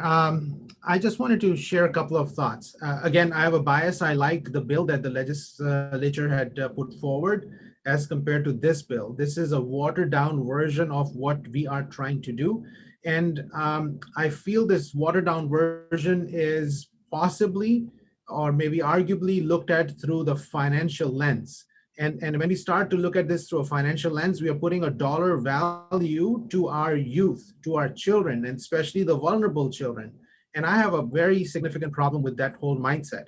The other thing is that even if you're looking at it from a financial prism, and the money is $0 of the money that is going to be achieved through these mechanisms is going to be used for tobacco cessation efforts, then we have another major problem. So we have a lot of issues that we as a body would have to look at. And I just want to sure that I share this with you. I am going to be a reluctant yes, because at the same time, I know that going forward, even if this passes through this committee, the real bill is the one that we all voted on before collectively in bipartisan manner. And then that's going to be where we will have to make a decision, not based on money, but based on lives and the lives saved. And the money is going to be something that we have to recognize that we are saving the money by saving the lives and the health of the children and the next generation. So thank you, Madam Chair, for allowing me to share my thoughts. Thank you, Senator Anwar. Representative Lenahan. Thank you very much, Madam Chair. This is indeed the second bill passing out of this committee, potentially on the same subject. I was very involved in the Tobacco 21 legislation as the chair of the Children's Committee. It is concerning to hear today during this meeting that there are places that are not being held to our Tobacco 21 legislation. And then when we look at this, I recognize that we are still trying to work diligently for the health of our children. And I agree with that wholeheartedly. I am going to vote yes on this today, and I'm just like Representative Foster. I don't believe that in order to flag it, you have to vote no. I believe voting yes to get something out of committee to continue to work on it is of the utmost importance when you at least agree with part of the premise of the bill. However, I would just like to comment that in the Children's Committee a few years ago, as we were working on Tobacco 21 legislation, we did have legislation that would require that any vaping products were only sold at an age-restricted venue, meaning the vape shops that you need to be 21 to enter, or at the time 18. So I think that there are multiple ways that we can protect the health and safety of children. And so I do respectfully ask that as we move this bill forward, that hopefully I can work with the governor's office to talk about that possibility. There are other numerous bills that are in other committees that kind of work towards this end, including in the Children's Committee, where we are focused on the online sale of these products. So I don't think that the only way to protect children is a flavor ban. I think that that is a misnomer, and people need to understand that there are many things we can do to protect children when it comes to vaping. So like I said, I'm going to vote for this, move it forward, but also hope that the governor's office can work with me and other members to find suitable alternatives for sale that we can, and other bills that we can put in place to ensure that kids don't get their hands on that. So thank you very much, Senator. Thank you, Representative. I was going to point out as well, after you spoke about the good work that you're doing in the Children's Committee, and I saw your vote yesterday about the online sales, and I really appreciate it. Couldn't agree with you more that this is a multi-prong approach, and that we're all working hard to make sure that our children, the next generation, does not suffer the effects of a nicotine addiction or anything else that might deter their overall health. So thank you, for Madam your Chair. work that And you've just a quick notice that I'd like to also thank my current co-chair, Senator Anwar, but I also have to throw some thanks to you because we wrote that bill together a couple of years ago when you were my co-chair as well. So thank you very much, Senator. I appreciate your time. Thank you. Representative Gilchrist. Thank you, Madam Chair. And I'd like to align my comments with those of Representative Lenahan and yourself, Senator Abrams.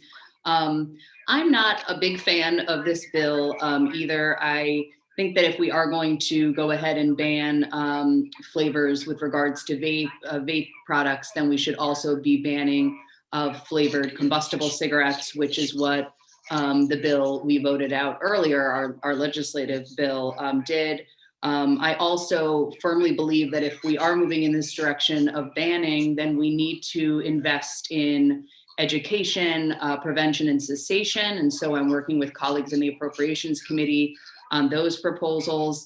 The final piece that I've heard from the industry, and I will put it out there, is that in this proposal, in this bill, it says that any electronic nicotine delivery system can't have a nicotine content greater than 35 milligrams. And from what I've been told, that would require the industry to sell differently to Connecticut than the rest of the states. And so I just think in some ways that's sloppy. And if I just don't understand the point of that piece of the proposal. If we're still allowing electronic nicotine delivery systems, then why would we add that extra hurdle?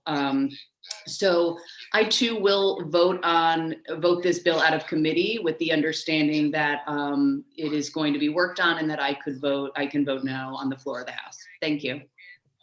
Thank you, Representative, and thank you for bringing up the education portion, and also that we support people who are trying to go through smoking cessation programs, especially our young people who may have become addicted to vaping or other forms of using combustibles or whatever, that as we try to make sure that they don't have access to these things, we're also sensitive to those young people who are already have an addiction and that we provide those programs. So as a member of Appropriations, I share your feelings on that and I'm happy to work on it.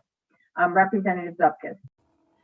Thank you, Madam Chair. And I'll say what I said prior on the vaping bills. I think everyone on this committee with children, grandchildren, without children, we're all concerned about the health of them and certainly do not want any I have a middle schooler and I could not imagine her vaping. I would be upset, angry at her, everything, but have conversation. So I just want to preface that first, but I will say, with all due respect to everybody, you know, we talk about how bad all this stuff is and menthol and flavored and vaping and all. Why don't we just ban everything? Why the only thing that's left is going to be regular cigarettes. So if it's all so bad and we're banning everything, let's just ban it all. And again, I'll go back to this versus marijuana. You know, this certainly is not about the money and neither should marijuana. And I hear it all the time about we need to pass marijuana because of revenues. So I think we really need to take a hard look at all of this. I am for you're 21 years of age, you need to make your own decisions. Again, I certainly don't want any child getting vaping products, but I think that's what we need to look at first versus banning everything. Thank you. Thank you very much, Representative. Representative Cabros DeGraw. Thank you, Madam Chair. I am going to be voting yes on this today, and I think it's important that we do that because I do think that we need to have more discussion on this. I think we've already had some good discussion, but I would say that, yes, I agree with Representative Clavides Ditria because, yes, we want to know, are these laws, are what we have in place already being upheld? Because I know that I see it in my district, especially around convenience stores. I don't believe that enough is being done in terms of making sure that those convenience stores, et cetera, are not selling to people under 21. But I also am concerned about hearing this financial component because, again, we are the Public Health Committee. I feel very strongly about what Dr. Anwar said, and we are looking to protect the next generation. Unfortunately, we have already lost some of the kids who are currently in middle school and in high school because we have seen where these kids are getting addicted to whatever they are, the products that are in the vapes because the nicotine content is so off the charts. And unfortunately, when the vape products are being taken from them, they are switching to combustibles, which is something that we hadn't seen in a very long time. So we're really going to have to make sure that when we craft the rest of this legislation and get these two bills more in line with one another, that we are, yes, we obviously have to weigh finances. We always have to weigh finances. I'm on the Finance Committee. I understand that. But on this committee, we are about public health. And we need to make sure that that is where our focus is. So I truly hope that even though I'm a yes today, that we can get this bill to some place that I'll want to vote for it on the floor as well. Thank you. Thank you, Representative. Representative Steinberg. Thank you, Madam Chair. I just want to make clear that the chairs hear you today, and it'll come as no surprise that the chairs favor this committee's bill over the governor's bill for obvious reasons. There's an inherent logic to our approach as contrasted with the governor's bill. From my point of view, revenue is important. I would argue that we should be using the tobacco settlement funds appropriately, and perhaps we wouldn't have some of these issues. And I think we also have to acknowledge that this is a sin tax and that maybe we need to get our state off its addiction to sin taxes so that we can move forward as a state. I'm hopeful that at least in the near term, we'll find a way to make up any revenue lost thanks to some of the relief funds we're getting, and that we come up with a long-term plan to adequately fund the state budget without having to resort to taxes that actually undermine our public health mission. So you have our pledge that we're going to work with the administration immediately to talk about a plan that ideally would support our approach as opposed to the governor's. Thank you, Madam Chair. Thank you, Representative. Representative Pettit. Thank you, Madam Chair. I have a number of issues with the bill as enunciated by other members of the committee, but first and foremost, again, similar to the other bill, we are not allowing people over the age of 21 to purchase products that we consider legal. So I think we should either ban it completely as opposed to picking and choosing, number one. And for several other reps from both sides of the aisle, enforce the over 21 law vigorously. And finally, I'm happy to be educated, but the testimony that I heard suggested that in the jurisdictions where flavors were banned, rates of smoking didn't significantly decrease, that the use of the internet in the black market increased, and that there was a direct loss of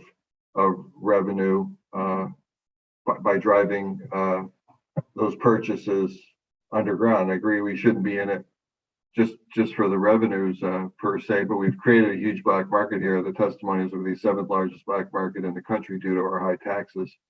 So I think there's a number of factual problems with this that are not supported by the data that we're going to achieve the endpoint that everyone thinks we are going to achieve. I'm happy to be educated and happy to look at the data, but I don't recall someone presenting data showing that when they banned flavors, there was a significant decrease in overall utilization. But if there's a lot of testimony, maybe I missed it. So I have many concerns. Thank you, Madam Chair. Thank you, Representative. Representative Betts. Thank you, Madam Chair. I too would like to keep this very simple. If we really want to ban it, and particularly because of how many of the kids are using it now, we'll continue to expand on that, then that's precisely what we should be doing. But what really bothers me a lot is when people are talking about this and marijuana, they're always talking about and referring to revenue. Now, we're public health, and we should be worried about the public health, not the revenue side of it. And I think it's disingenuous to sit there and say, well, this is a sin tax, we don't want people to do it, but we're going to put a tax on it so the government can get money to spend wherever they like, because they haven't done it on the tobacco settlement, as we all know. We're really basically doing a backhanded way of supporting this and then trying to use it to balance our budget or put it in different ways. And that's why I'm going to be voting no. So thank you very much. Thank you, Representative. Senator Wong. Thank you, Madam Chair. And I wanted to wait to hear all the arguments and the eloquent statements by a lot of my colleagues. And I always go back, and I know Representative Steinberg will chuckle a little bit about my consistency on this, is the fact that for all of those members that talk about the addictive nature of vaping and tobacco, to talk about not utilizing sin taxes, to talking about the greater public safety, they're all true. And for those reasons, I will look to pass and vote yes on this bill. But I genuinely and sincerely hope that all of those that so eloquently defended the nature of this bill will have the same consistency when we're addressing the health risks, the addiction natures, and the look for revenue when we talk about legalization of marijuana. I sincerely hope there will be some consistency for all those individuals that eloquently spoke about why this bill is necessary and why the health bill that was proposed by our committee is necessary, that I hope they remember why they voted for those bills and remain a level of consistency in regards to the vote on legalized marijuana. So I thank you for the opportunity, Madam Chair, but I had to listen to everybody, and everybody was very eloquent and very effective in saying why it's a good bill to move forward. But I hope they have the same argument, the same thought process when we look about legalizing marijuana, because it's equally as potentially dangerous. It's equally as potentially addicting, and it's equally a concern to the greater public health. So again, thank you, Madam Chair. And if nothing else, as I said earlier, Representative Steinberg's probably chuckling because I'm consistent on that note. Thank you, Madam Chair. Thank you very much, Senator. Representative McCarty. Yes, thank you, Madam Chair, and I'll go quickly. And I want to just go back for a moment, and I'm being led by your earlier remarks that this bill will take more consideration and changes. I voted originally for SB 326 because I believe in my thinking that I'm very concerned about the health of our young people. And I know in the schools it's rampant, the vaping. So I did support 326, but I do have concerns with 6450, particularly in doubling the penalties on our retailers. And I'm hoping that as this bill moves forward, that there would be consideration given, because while we're trying to protect our youth and their health, we also don't want to hurt our businesses if we're able to do that. So I think the penalties under the governor's bill are double what we saw in 326. So I would hope that we could have some dialogue in that regard. So thank you, Madam Chair. Thank you, Representative McCarty. I believe that you're correct. The current law, which is what our bill stuff had, this bill does double those. So I don't see any other hands raised. So Madam Administrator, I'd ask you to call the roll. Senator Darcy Abrams, Senator Darty Abrams votes yes. Representative Steinberg, Representative Steinberg votes yes. Senator Anwar, Senator Anwar votes yes. Senator Kushner, Representative Gilchrist, Representative Gilchrist votes yes. Senator Wong, Senator Tony Huang votes yes. Senator Summers, Senator Summers votes no. Representative Pettit, Representative Pettit votes no. Representative Arnone,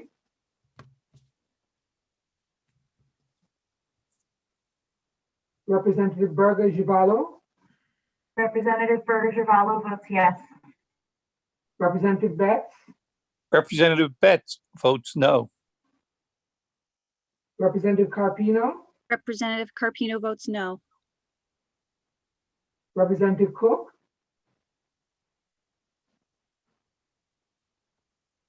Representative Dauphiné, Representative Dauphiné votes no. Representative D'Amico, Representative D'Amico votes yes. Representative Elliott, Representative Elliott votes yes. Representative Foster, Rep. Foster votes yes.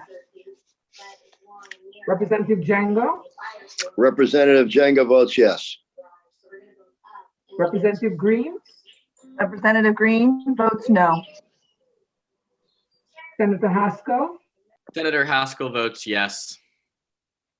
Senator Kasser, Senator Kasser votes yes. Representative Cabros de Graw, Representative Cabros de Graw votes yes. Representative Kennedy, Representative Kennedy votes no. Representative Titus Dechir, Representative Claire DeStitria votes no. Representative Lenahan, Representative Linehan votes yes. Representative McCarty, Representative McCarty votes yes. Senator Moore, Senator Moore votes yes. Representative Parker, Representative Parker votes yes. Representative Ryan, Representative Ryan votes yes. Representative Scanlon, Representative Terziak, Representative Terziak votes yes. Representative Young, Representative Young votes yes. Representative Zupkis, Representative Zupkis votes no. Senator Kushner, Representative Arnone, Representative Cook, Representative Scanlon. Thank you, Madam Chair. Thank you, Madam Administrator. Again, the votes will be held open. We're moving on to number 8. For those of you who might be watching at home, there are 10.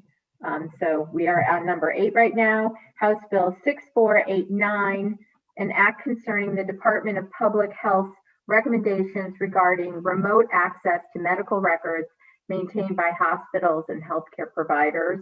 The proposed action is a JF to the floor.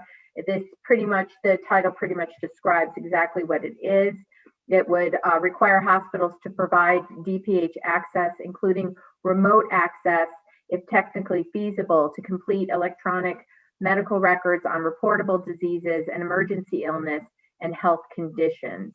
The bill requires that no later than July 1st, 2021, that there is established a 1-year pilot program to initially test the impact of providing the department remote access to complete hospital electronic medical records related to birth defects, births, fetal deaths, and death occurrences. The Connecticut Hospital Association must identify 1 hospital to participate in that pilot program. Do I have a motion to JF this bill to the floor? So moved. Second. Any discussion?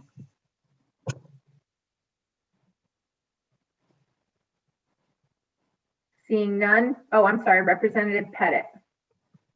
Just a question, Madam Chair, as the timeline is pretty tight. I don't recall from our discussions whether the pilot is already in place since the deadline's July 1st. If this gets passed late in the session, doesn't give much time to start it up. Have they already packaged the pilot program?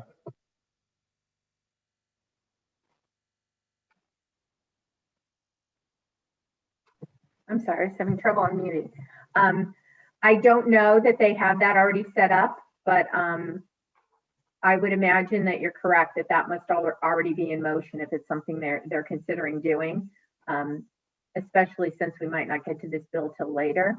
But I think that I think there were hospitals that were interested in participating. Representative Steinberg. Thank you, Madam Chair. And to the good representative's point, it's a really good question.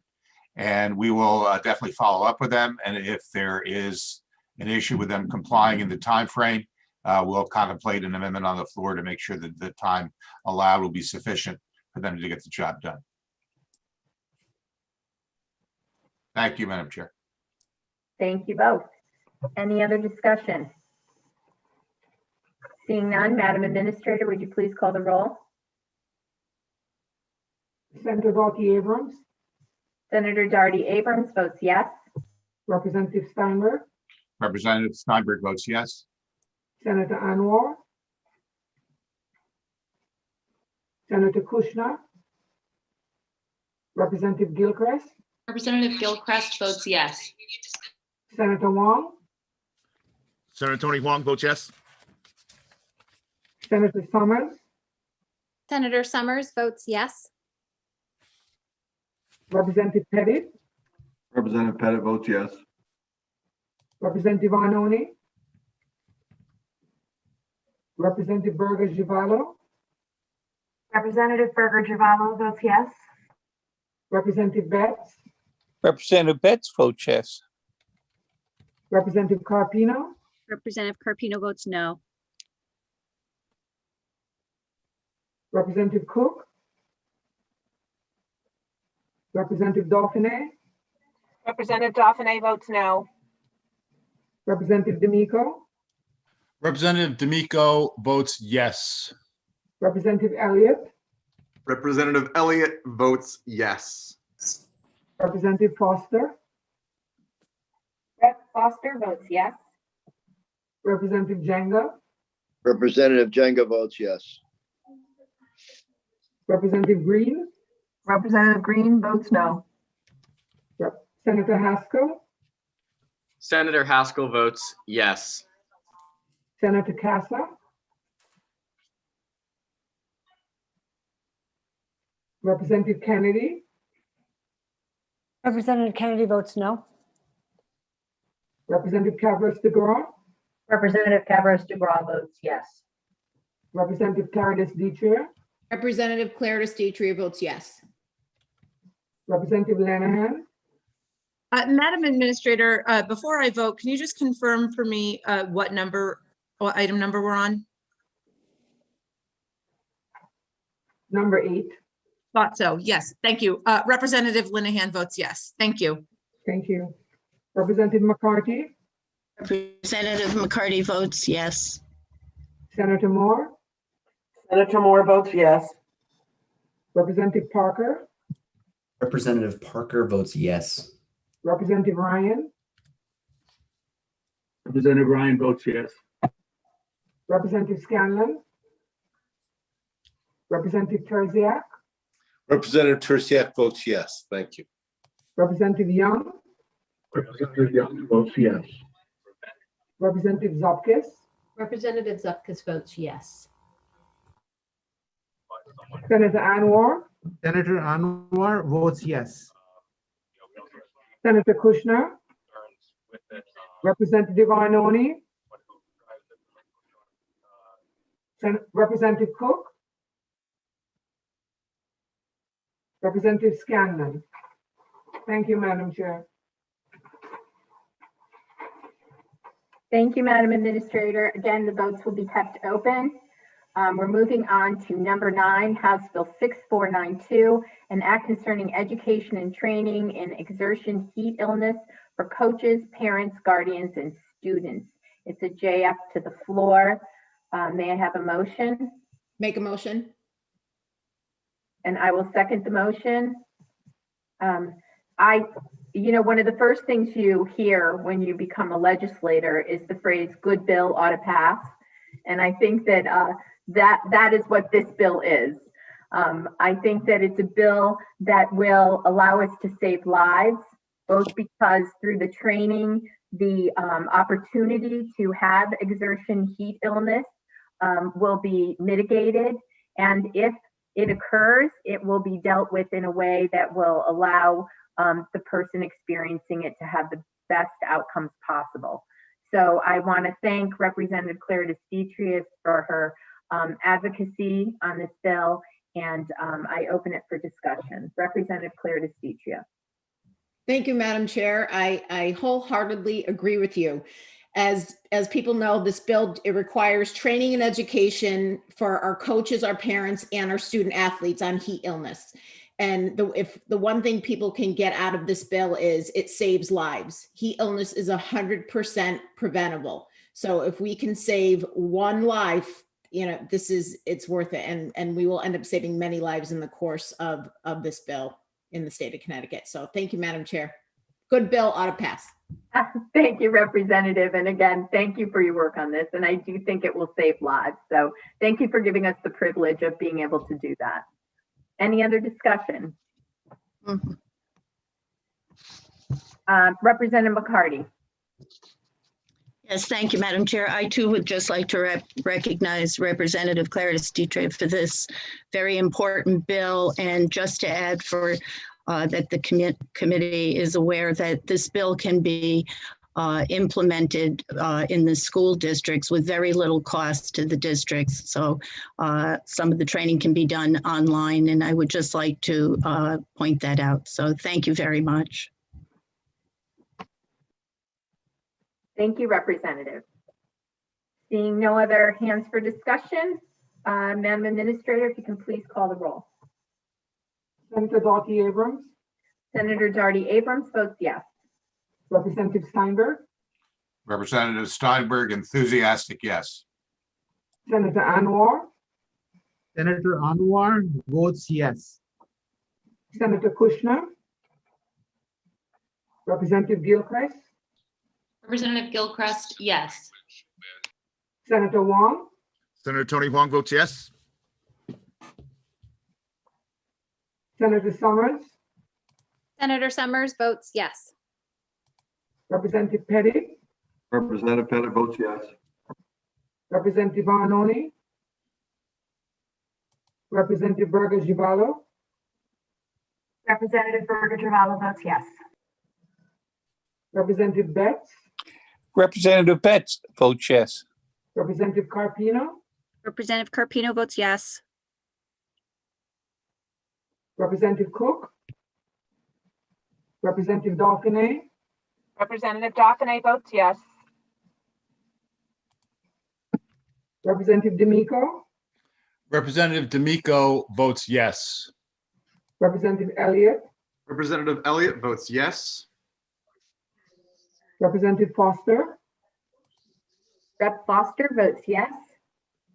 Representative Django, Representative Jenga votes yes. Representative Green, Representative Green votes yes. Senator Haskell, Senator Haskell votes yes. Senator Kasser, Senator Kasser votes yes. Representative Kennedy, Representative Kennedy votes yes. Representative Cabros de Gras, Representative Cabros de Gras votes yes. Representative Clarice Detrier, Representative Clarice Detrier votes yes. Representative Lanahan, Representative Linehan votes yes. Representative McCarthy, Representative McCarty votes yes. Senator Moore, Senator Moore votes yes. Representative Parker, Representative Parker votes yes. Representative Ryan, Representative Ryan votes yes. Representative Scanlon, Representative Scanlon votes yes. Representative Terziak, Representative Terziak votes yes. Representative Young, Representative Young votes yes. Representative Zupkis, Representative Zupkis votes no. I'm kidding. Yes. Representative Zupkis votes yes. Senator Kushner, Representative Arnone, Representative Cook. Thank you, Madam Chair. Thank you, Madam Administrator. Again, the votes will be left open. We move on to our last item, number 10. It sounds like it's a good thing we're doing that if we're already joking about our votes, Representative Zupkis. So we are on the last one. So it's House Bill 6550, an act concerning the Office of Health Strategies recommendations regarding various revisions to community benefits programs administered by hospitals. If the proposed action is a JFS to the floor, the reason that there was substitute language was there was a change in the definition of the hospital. That was the substitute language. This bill changes various aspects of a law that's currently in place for the hospital community benefits program that impacts nonprofit hospitals. It conforms to existing practice by shifting oversight of this law to the office, from the Office of Healthcare Advocate to the Office of Health Strategy. It establishes a minimum community benefit and community building spending threshold for nonprofit hospitals. It requires that the nonprofit hospitals develop community benefit guidelines, specifically requiring that they be intended to reduce racial, ethnic, linguistic, and cultural disparities in health. The nonprofit hospitals would have to produce an annual report, and they would use what they already are using, which is required by federal law, a hospital's triennial community health needs assessment, and showing how their community benefits are tied to that assessment. And I believe that's it. So is there any discussion? Oh, do I have a motion to JFS this to the floor? Come on, don't be shy. It's the last one. So moved. Thank you, Representative Jenga. Seconded. Thank you, Representative Cabros de Gras. Any discussion? Representative Zupkis. Thank you, Madam Chair. I have concerns with this bill. In speaking with my local hospitals, they already do this, but this just seems to put more onerous regulations on them. Right now. Wait, what did you just say? Double the revenue? Oh, I don't know who that is. Right now in the bill in lines 110 through 116, that was prior to the change in language, but I'm sure it's around those same numbers. On this website? This is making them create even more burden of what they're already doing. The concern, they are for it. They don't have a problem with going out into the community and putting the investments in. As an example, I know St. Mary's Hospital, who's now Trinity Health, they do food pantries, local behavioral health programs, Habitat for Humanity, breast and prostate screenings, all kinds of different things. And they already use a system of community health improvement plans. And this is just additional requirements that really they don't even know what the underlying policy benefit of this is. So could you explain what it is? I will do my best. I think you're absolutely right that this is something that's already happening and that hospitals have been making the investment. I think the two big changes are the fact that the Office of Health Strategy would be the overseer of it, and also that hospitals are held accountable to show a direct connection between their community needs assessment and what they're doing. It's great that they're doing good works for the community, but it would be even better if they were aligned with what the needs are of that community, that they could show that connection. So if I'm hearing you correctly, so I'll use mine as an example, St. Mary's, because they're already doing community health improvement plans and taking it into their community, assessing it, working with their community partners, this bill would change nothing that they're doing now. It would add no more burdens. They can still use the same community health improvement plans that they're using. It would maybe just go to the Office of Healthcare Strategy versus the other, but it would put no more burden on them and would not change anything that they are doing right now. Well, since I'm not familiar with their plan, I can't say that absolutely. But what I will say is that if what they're currently doing is taking that hospital triennial community health needs assessment that they're required to do by the federal government, and they're using that to inform how they're, spending their community benefit dollars and what they're doing in the community and what they're investing in, then it wouldn't be a change. But since I don't know their plan and how well those things are connected, I can't really speak to them specifically. Thank you. And again, I'm not against this bill and they're not either. I am just going to flag it with a no vote because I am going to go back to them and give them the information that was said. I know they've been following this and that was still their concerns as of yesterday. So I'm just, again, I'm not against the bill. I'm really just flagging it for myself to go back and follow up. And I hope if there is a suggestion that they have or something they need, that we can work together to make sure that it's not more onerous for them. Thank you, Representative. Representative Betts. Yes, thank you, Madam Chair. I'm just really perplexed and puzzled by this bill because a lot of the hospitals are currently doing it and they're doing it very well. And they do it really, frankly, probably out of their own self-benefit. I have no idea why in the world, since they're doing such a good job of this, why we'd be passing a law mandating them to do something that most of them are doing. Is there no other way to be able to get the ones that aren't doing it? Is this the only solution to get the other ones to do it? Well, there is currently a law. We're not passing a law about it. They are currently required to be doing this. The changes, again, would be to move it to the Office of Health Strategy and to also make sure that the investments they're making and how they choose to spend those monies are connected to the actual needs of the community. And how those needs are assessed is by using an assessment that they are already required to do by federal law. So it wouldn't be an additional assessment. So I'm confused if it's to require them to meet community assessment needs, and they did the community assessment or somebody did it. Are we saying that that the hospitals are not doing this? Because why do we need to do something that I've been led to believe they're doing on an annual basis, on a regular basis? I know the hospitals do community assessment needs, So could you help me understand what the problem is? I will do my very best. Currently, there's not a requirement to show the connection between those two things.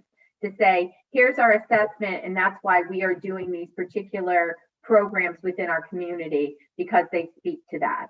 Also, there would be more of an emphasis or specific requirements that they also look to reduce racial, ethnic, linguistic, cultural disparities in health. So if they're already doing those things, it would be no change. But what the only change would be in those cases would be to show how they're doing those things. They're not currently required to show that connection, is my understanding. Okay, well, thank you, Madam Chair. I'm going to be voting no on this because I don't think a case has been made that validates the need to do this. And certainly the hospitals, I know, I can't imagine hospitals doing a community assessment need and not use it for PR or marketing purposes to say, here are the assessments that we know the community needs, and here are the services we're providing to address those needs. So to me, I just don't, I don't see the need for it. It's additional work, as if they don't have enough to do as it is. So I'll be voting no. Thank you very much. Thank you. Representative Zupkis, I'll come back to you for your second time after, okay? Representative Steinberg. Thank you, Madam Chair. Just to put this all in perspective, yes, it's true that all hospitals are performing some level of community benefits and take their responsibility to the community very seriously. Some are doing more than others, some are doing differently than others. What's most important is that they meet the needs of their specific catchment area, their community. By placing this responsibility under OHS is an acknowledgement that OHS is in a position, given all of the data it currently collects, to be of aid, to be helpful in counseling individual hospitals on how they might best address community benefits. So what we're doing here is promoting a dialogue between the hospitals and OHS, not necessarily to be prescriptive, but to be collaborative in understanding how community benefits may be best distributed in a specific hospital's catchment area. And I will add that the Commissioner of the Office of Health Strategy has listened to the testimony and is willing to talk directly with the hospitals, and in fact has set up a meeting with the hospitals to work out some of the finer points in the discussion about community benefits, to avoid redundancies, to really work towards something that's going to work for the vast array of hospitals we have as a state, some part of large systems, some independent. So it's our expectation that that dialogue will take place, and there may be some adjustments to this bill, assuming we pass it out of committee. Thank you, Madam Chair. Thank you, Representative. I appreciate that explanation. I would also say that the, hospitals are doing this, and I think it's a benefit to them to know what kind of impact what they're doing has in meeting the needs of their community. So it's really trying to make it a more impactful program than just to say that it's something that they must do. So Senator Summers, excuse me. Yes, good afternoon or good morning. It's still morning. Madam Chair, when I looked through the testimony that was submitted on this bill, there was very few people other than, the Office of Healthcare Strategy and some other government officials weighing in on this. The Hospital Association is against this bill. They are not keen on OHS having this unilateral ability to mandate how they spend their dollars. They described it as being a substantial and prescriptive reporting that would be required, it's excessively burdensome for them. And that could also actually disrupt the administration of them delivering those community benefits. And if you read through their testimony, they're absolutely willing to work with OHS. However, I can't support this bill going forward. I can see how, once again, government's getting in the middle of what the hospitals are doing. Clearly, they are trying to meet their community needs. I know our local hospitals here have town hall meetings. They discuss the community needs, and I don't want to add another level of government to this to stall the delivery of the community benefits. I don't know why we need a bill for this. If the Office of Health Strategy is having a conversation with the Hospital Association, they should be able to do that without this bill. So I am against this bill. Look at the testimony. It's really very few people other than government officials that want this bill to pass in the testimony.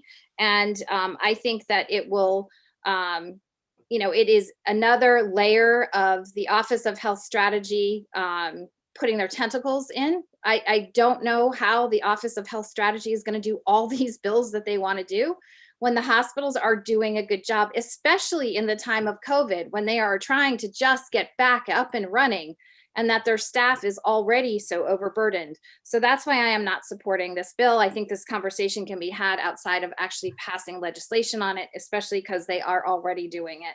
So I just wanted that to be clear. Thank you. Thank you, Senator. Senator Anwar. Thank you, Madam Chair. I wanted to align some of my comments with those of Representative Zupkus when she initially spoke, and also some of my other colleagues. Look, this bill is talking about racial equity and also health equity overall in healthcare, which is something that immediately I would say yes to it without thinking twice, except there is a little bit of work that needs to be done. One of them is that, again, I was having this conversation that why don't we have the for-profit hospitals and not-for-profit hospitals be treated equally with respect to their community responsibilities? I think that's something that we have heard in the recent past, and I think that's something that we should be looking forward to in some of our activities. That's one part. The second part is that when we look at the Office of Health Strategies, it's overstretched. There's not enough personnel, which we have noticed with the CON and other components of their responsibilities, that they need more help. But this is going to require them to require more personnel. And because of the intention is so important and the perspective is so important, I will support this bill to go from the committee, but I'm not yet convinced, without more knowledge and understanding, that I will potentially vote for it going forward if it is brought for vote, because in my mind, there's more work that needs to be done for clarity purpose, and also not overburdening some hospitals and not burdening the others. So there's work to be done on this. Intention is good, and I think because of the time-related issues, I presume it's not been fully baked yet. But I'm willing to work on the refinement part, and hoping that would happen. In its current form, I'm willing to give it an opportunity to go past the committee, but beyond that, I cannot promise anything. Thank you so much, Madam Chair. Thank you, Senator Anwar. I do want to point out for anyone listening that this bill was brought forward by the Office of Health Strategy. So concerns about whether or not they can take it on, I just want to make sure that people understood that this wasn't us imposing something on them, but something that they were interested in doing. And currently they don't oversee this program. It is the Office of Healthcare Advocates. So part of this bill would be changing that. Representative McCarty. Thank you, Madam Chair. And I would just like to point out that I am in favor of moving this over to the Office of Health Strategy. So I don't have any concerns there, but I would like to align my remarks with those of Senator Summers. I'm concerned about the spending thresholds, and perhaps that might be an overreach. And I know the Hospital Association did point out that it may even be in conflict with some of the recent settlements that were made with the hospitals. But I'm encouraged to hear you, Madam Chair, say that the Office of Health Strategy is willing to sit down with the hospitals and try to work out an agreement that's satisfactory for everyone. So today I will be a no, but with the hope that we can get this bill in the correct order. So thank you for that privilege, Madam Chair. Thank you, Representative. For a second time, Representative Zupkus, thank you for your patience. Thank you, Madam Chair, for the second time. Actually, one of my questions has already been answered and talked about with Senator Summers and her thoughts. However, I will be curious to see what the fiscal note will become due to hiring more staff in this office and all of those things. So that will come, and I'll be interested in that. I just want to point out, it seems in this language that it's gone from voluntary to from a may to a shall. And I am curious as to what OHS will dictate as the minimum that hospitals must spend in this piece of legislation. So do we know, did they mention what they would suggest as every hospital, what would be the minimum for hospital spending on this? I'm not aware of that, of them identifying an exact amount, no. Okay, that concerns me because St. Mary's has less to spend than UConn. And I mean, to me, putting a minimum on it is really a burden because all of these hospitals are in very different places.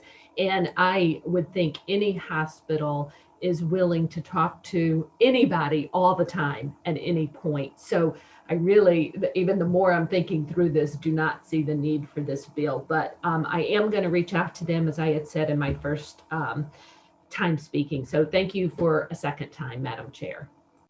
Thank you, Representative. Representative Steinberg for a second time.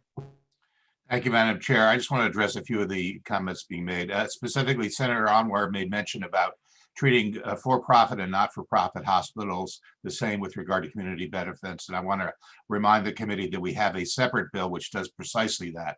So we are very concerned about it, and we want to get addressed. We owe Representative Terziak thanks for highlighting that for us. I also want to make very clear that that when OHS has seeks to take responsibility for this from the Office of the Healthcare Ombudsman, that I believe she testified in favor of this transfer. So I think that's important as well. This is not a taking, it is a willing transfer. And I think that's important. And I think we should be careful about the assumptions we're making about the additional headcount necessary for OHS to accomplish this. I will say, though, that there is an expectation over time that OHS will grow. And that was our intent when we created it in the first place, is to give them the resources to manage a variety of data sources and really work for Connecticut citizens' benefits to identify opportunities to improve the public health. And this is simply one more step in our desire to assist them in meeting their mission. Thank you, Madam Chair. Thank you, Representative. Representative Pettit. Thank you, Madam Chair. I'll try to be brief. I would align myself with the remarks of Senator Summers. At some level, it strikes me as a bit of overreach. I guess putting on my idealistic hat for 45 seconds in this session, I would think this would be a conversation that OHS could have with CHA or the individual hospitals and come to the agreement without resorting to the statutory hammer to come to this agreement. So I'm going to be a no on this because I think the concept is valid, but I think the details, the money, the time, the effort that are involved need to be worked out, because we need to be able to know what the tangible benefit is before we pass legislation and force people to do certain things, crossing T's and dotting I's, if there's going to be no benefit at the end. And that's not completely clear to me at the moment. Thank you, Madam Chair. Thank you, Representative Pettit. Representative Betts for a second time. Thank you, Madam Chair. When I look at this, it makes me think of what CBIA always says to the state government when the business go and testify, and that is simply do no harm. And no hospital or anybody has lobbied me on this. It's just common sense. Why do we need, in this time when we have so many other issues to contend with, why in the world do we need, or what makes it so important that we have to take it up this session in comparison to everything else that's before the legislature? I completely concur with Senator Anwar. I think there's no question, and Representative Steinberg said this too, there's no question that OHS is going to be expanding. It has been, will continue to do so. But in doing that, we need to be mindful of the fact that they will continue to have increases in the hiring of staff. So in my mind, we are expanding the number of people needed to take on new projects like this when it easily can be done without passing a law. And, you know, the more I've listened to everybody, the more I'm convinced that this bill should not move forward, given all the other things we have before us. But I will be definitely a very strong no on this. Thank you, Madam Chair. Thank you, Representative Betts. I don't see any other hands raised, so Madam Administrator, if you would please call the roll when you're ready.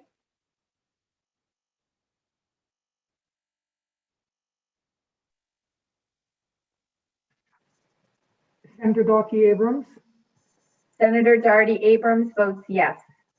Representative Steinberg, Representative Steinberg votes yes. Senator Anwar, Senator Anwar votes yes. Senator Kushner, Representative Gilchrist, Representative Gilchrist votes yes. Senator Wong, Senator Tony Huang votes no. Senator Summers, Senator Summers votes no. Representative Pettit, Representative Pettit votes no. Representative Arnone, Representative Arnone votes yes. Representative Berger Givallo, Representative Berger Givallo votes yes. Representative Betts, Representative Betts votes no. Representative Carpino, Representative Carpino votes no. Representative Cook, Representative Dauphiné, Representative Dauphiné votes no. Representative D'Amico, Representative Elliott, Representative Elliott votes yes. Representative Foster, Representative Foster votes yes. Representative Django, Representative Jenga votes yes. Representative Green, Representative Green votes no. Senator Haskell, Senator Kasser,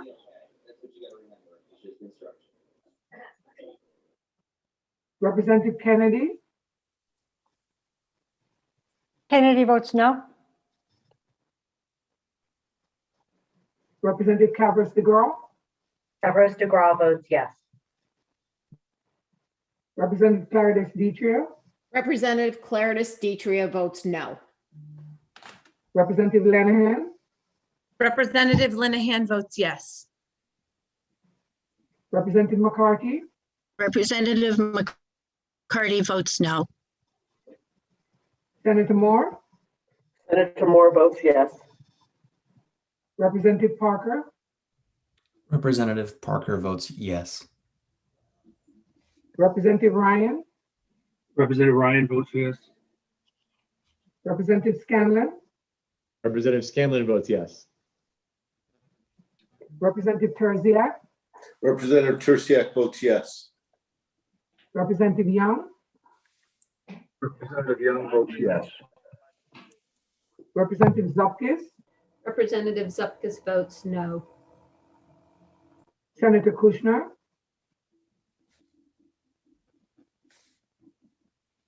Representative D'Amico, Representative Cook, Representative Cook votes yes. Senator Haskell, Senator Haskell votes yes. Senator Kasser,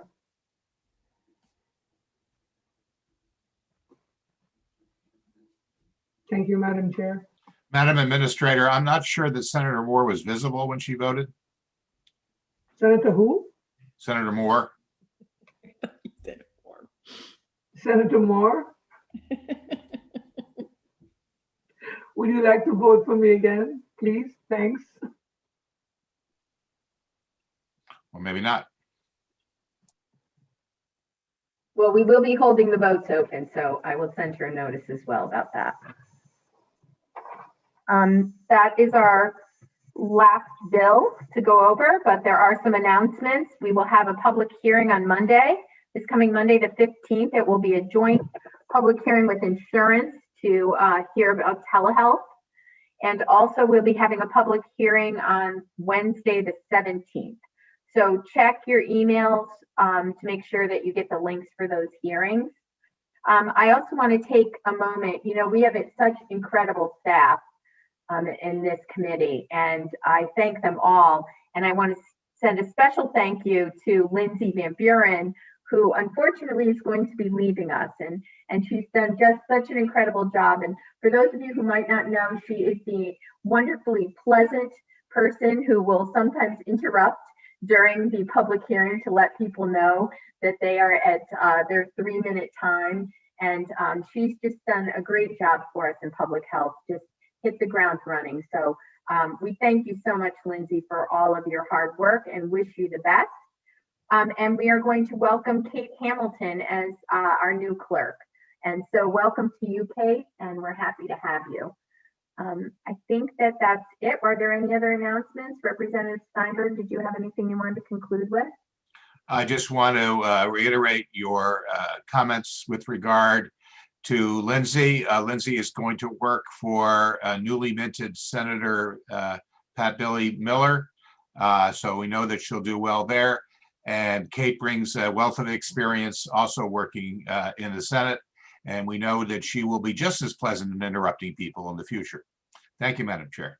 I think so too, although I don't know that interrupting is her go-to move, but so I think that we will recess and we will adjourn the meeting in an hour from this time to give people who have been running between meetings a chance to make sure that they've gotten their votes in. Is that okay, Madam Administrator? Are you going to say something? There are a number of folks who missed votes: Senator Anwar, Senator Kushner, Senator Wong, Senator Summers, Representative Arnone, Representative Cook, Representative Cavers DeGraw, Senator Castle, Representative Scanlon, and Representative Terziak. If you could stay on the platform if you're still here, that would be great. Thanks. Yes, if you're still here, please stay on and get your votes recorded. We did this before noon, so I hope as I started this meeting that you all get out and have a little sunshine in your lives today. And I so thank you for serving on this committee. It's a real pleasure. So thank you to you all. Have a great weekend. Have a wonderful day, everyone. Thank you. Senator Kushner, are you here? Bye all.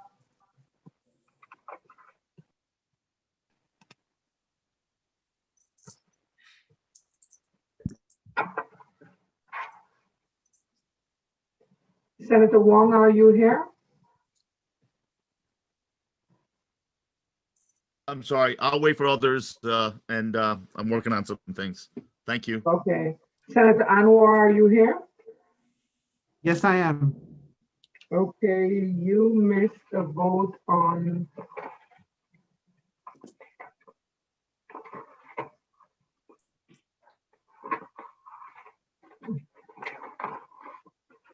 House Bill 6449. How do you vote? An act of economic opportunities. Can you repeat what it is again? The bill? It's item number 6 on the agenda, an act expanding economic opportunity in occupations licensed by the Department of Public Health. Yeah, so I had not voted on that one, right? No, you did not. Okay, I'm a no.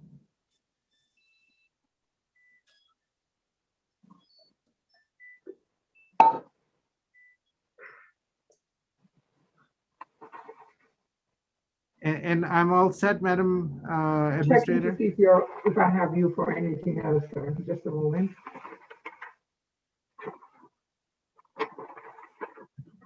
You're all set. Thank you. Thank you.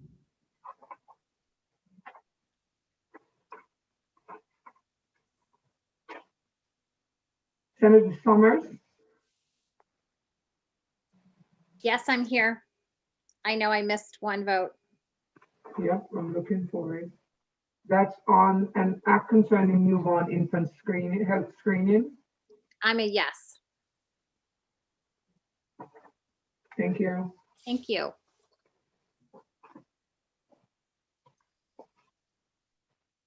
Senator Wong, should I come back to you or should I wait? Representative Arnone, Yes. just a moment.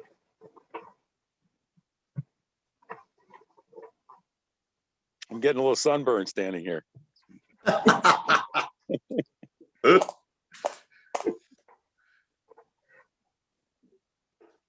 Okay, you miss your vote on House Bill 6450, an act implementing the governor's budget recommendations concerning public health. How would you like to vote? Yes.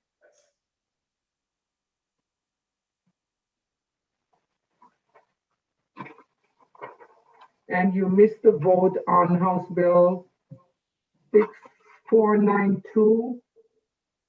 How would you like to vote? That's a yes too.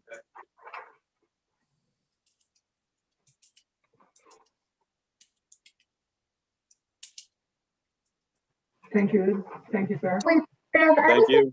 Bev, hang on, Rep. Arnone. I was missing you on 6489. Bev, did you have him on that one? 6489. Yeah. Just a moment.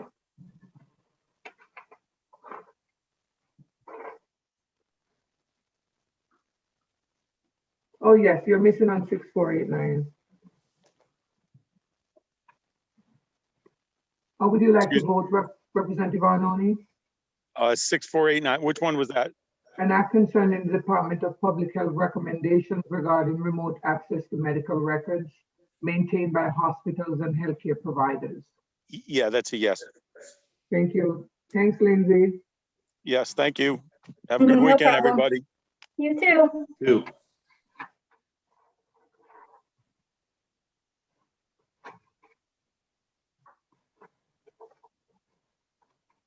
Beverly? Representative Cook. Oh, sorry. Representative Cook. Yes, dear. I'm sorry. You missed, let me just check where you missed your votes, please. Can you see me by any chance? I see your photograph.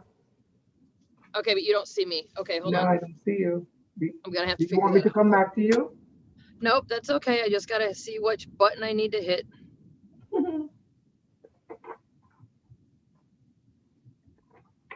There we Now go. can you see me? Okay. Okay. Okay, Representative Cook, House Bill 6450, an act implementing the governor's budget recommendations regarding public health. How would you like Representative to Cook is vote? Representative Cook is a yes.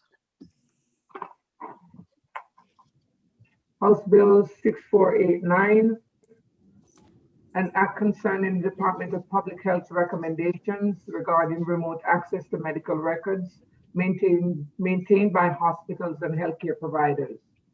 Yes. Representative Cook is a yes.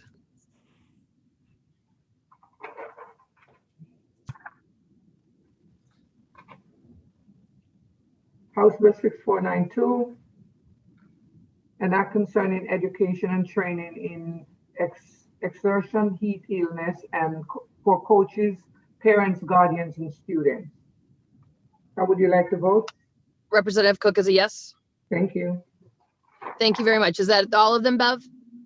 Yeah, that's all for you. Thanks. All right, I appreciate it. Have a wonderful weekend. Thank you. Representative Cabras DeGraw? Yes. Present.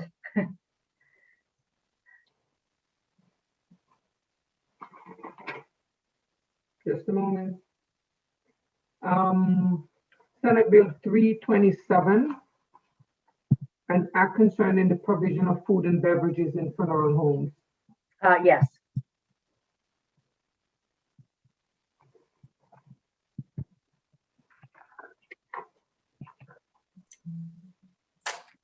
Senate Bill 922, an act concerning revisions to statutes pertaining to discharges in residential care homes.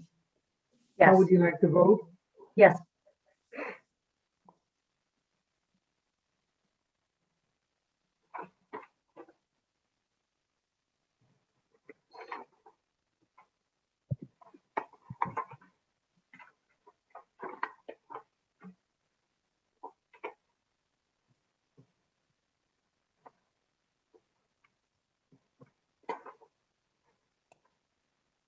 That was all we were missing Thank you very for much. you. That's it. Thank you.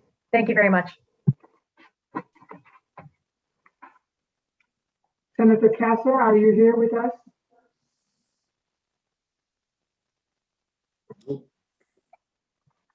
Senator Moore, I'm here. you missed the vote where I didn't see your face.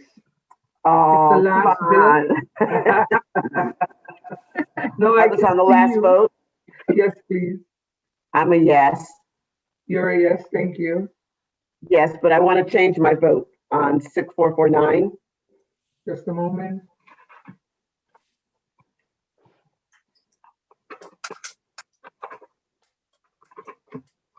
Go ahead. Change it to no. Thank you. Thank you. Have a good day, everybody. Same to you. Enjoy your weekend. Thank you. Is Senator Kasser here? Representative Scanlon?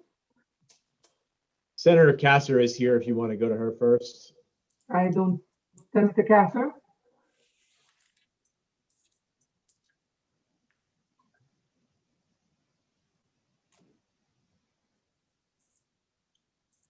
Representative Scanlon. All right. The first bill, you have your agenda in front of you? Yeah, what's the vote count right now on that, Bev? Senator Kasser is here if you want to go to her first. 10 days.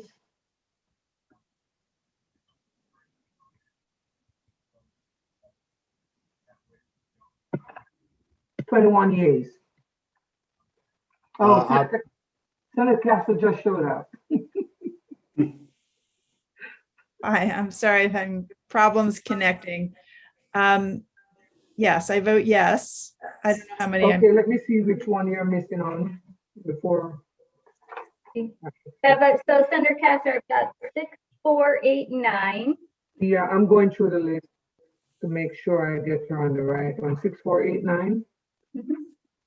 Okay, 6489. Senator Kasser votes yes on 6489.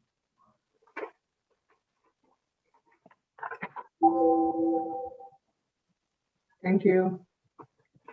Is that it? Wait, Bev, did you have her in the last one? 6550? Looking. No, I don't. Senator Kasser. House Bill 6550, number 10. Senator Kasser votes yes. Thank you. Thank you. Okay, thank you. Have a great weekend. Representative Scanlon, back to you, please.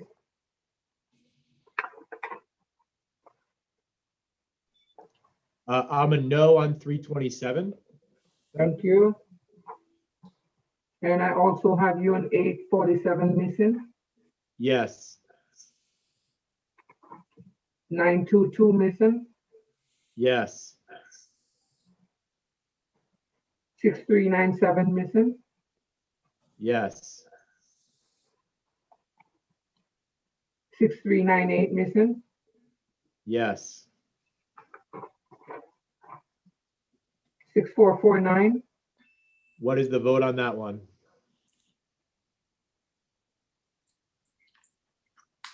we have 7 nays so far. And 3, I'll be yes on that one. 6450, Yes.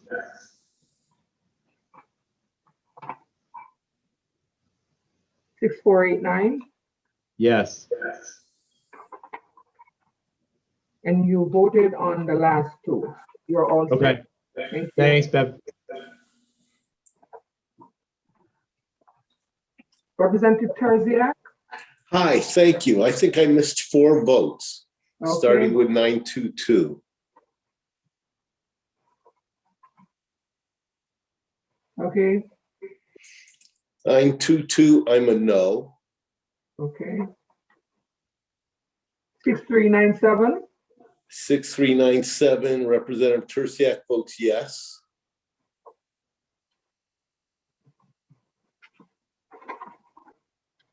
6449, 6449, Representative Terziak votes no. And I think I also missed 6398. Yeah, I had you missing that one too.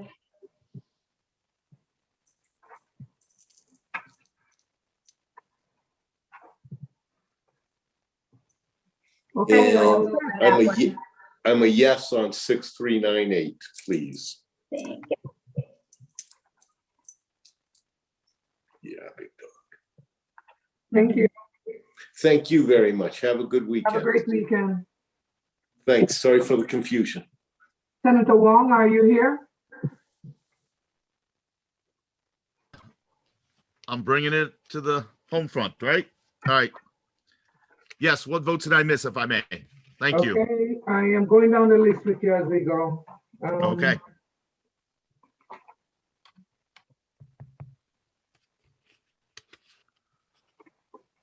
And welcome, Kate, to the illustrious Public Health Committee.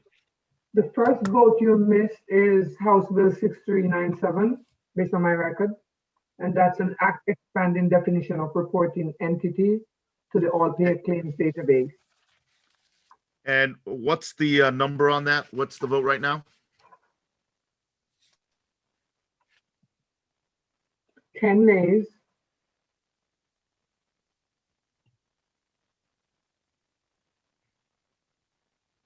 Nineteen, 21 years. I am a nay.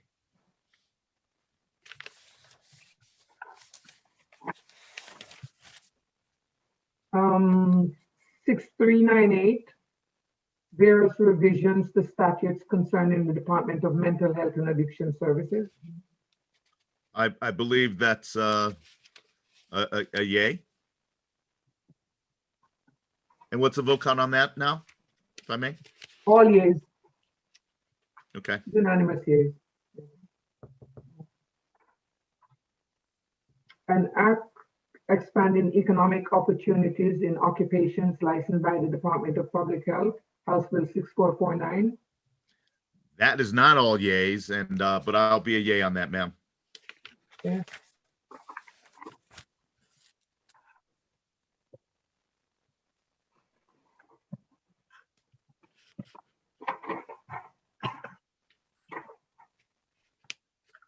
I think that's it for you, Lindsay.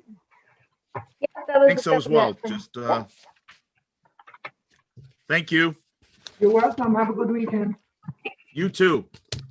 And Lindsay, good luck. I'm sure we'll be talking to you with Senator Miller's office, and thank you for all your hard work. Thank It's much you. appreciated. It's a pleasure. Thank Okay. you. Thank you. Have a great weekend, everybody. So, Lindsay, did you hear anything from Senator Kushner? no, I'll text Harry now. Mike? Okay. Oh, Lindsay, he just texted me. I'll tell him. What time are you closing the votes? They said they were in recess. I wasn't paying attention to the time. Sorry, Rhonda had called me, so I didn't catch the very end either. I assume is it 1:40, 1:40, I would think. I mean, 12:40, sorry. And okay, I'll tell her. I think the time was actually 11:45. So I think Okay, it's so 12:45. Yep. Thanks, Gus. Thanks, Gus. Okay, I just told it, Mike.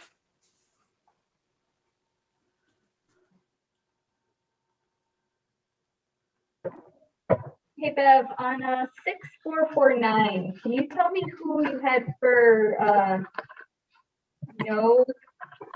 Because you said you had 7, but I only had 5, I think.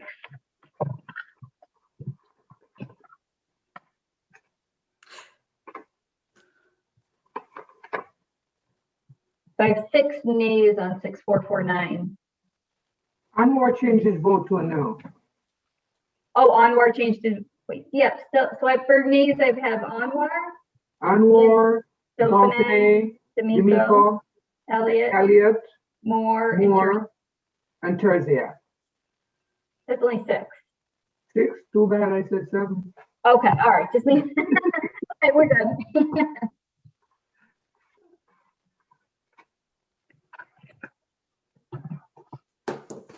What time are you gonna head to the Capitol? As soon as the votes close.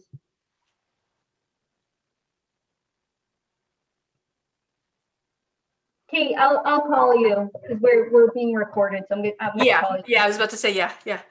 Okay.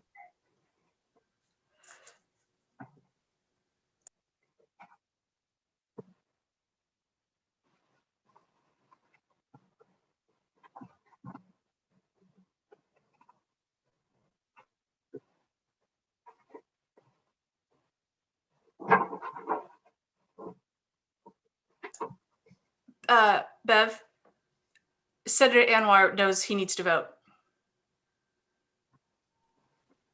He's all set. Oh, is he done? Okay. Yep, thanks. Is he aware that he changed his vote, Lindsay? He did say no. Because I had him blank. And someone texted and said they thought he said yes, but I thought he had missed it. What do you have? What was that bill number again? The governor, 6449, I think it was. I had the same thing. Should we double check with him? Yes, please. I had him as he voted yes. But then he changed his vote, I thought. Bev, do you have him down as a no? I had him blank. So when I gave him the bill number and read the title, he said, I'm a no on that. Yeah. But someone texted me to say they thought he had said yes. So Okay, can you we'll double check with him. and let him know which bill it is. Mhm. Because if you have him as a yes and I had him blank, then I must have missed his yes. Okay.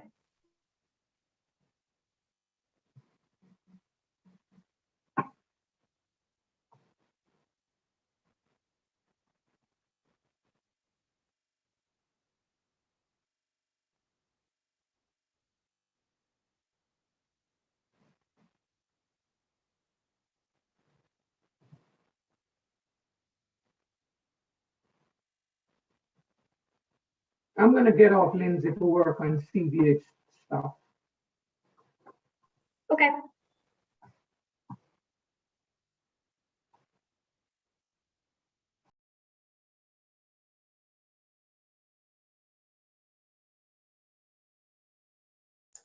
So Lindsay, who are we waiting for?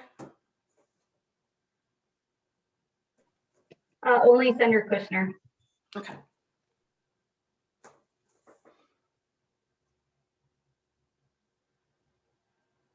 Uh, 6449 is a no for Anwar. Okay, you double checked? Yeah. Okay, thank you.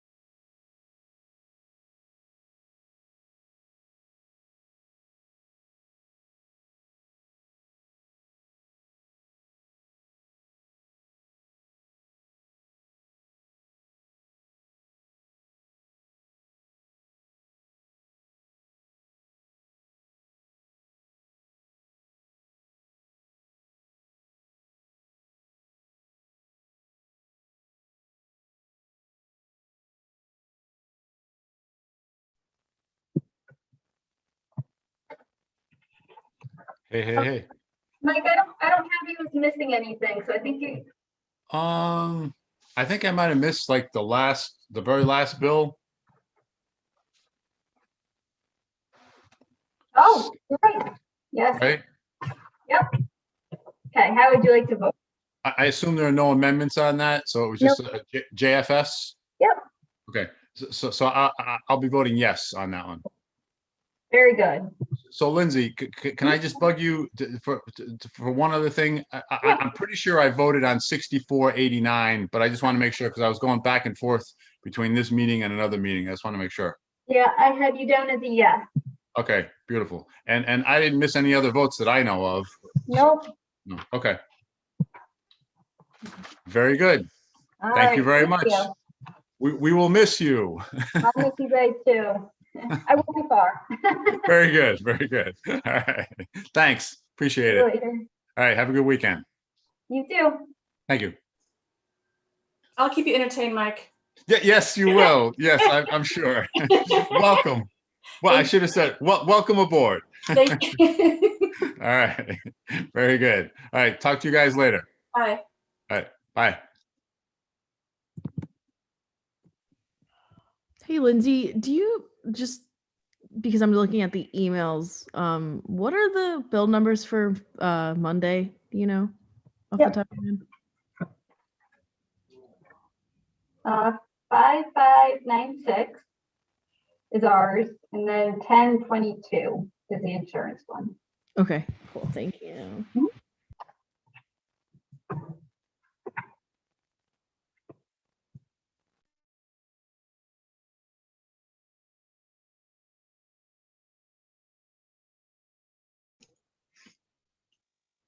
Hello.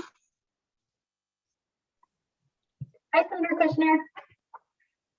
Hi, Lindsay. How are you? Good, how are you?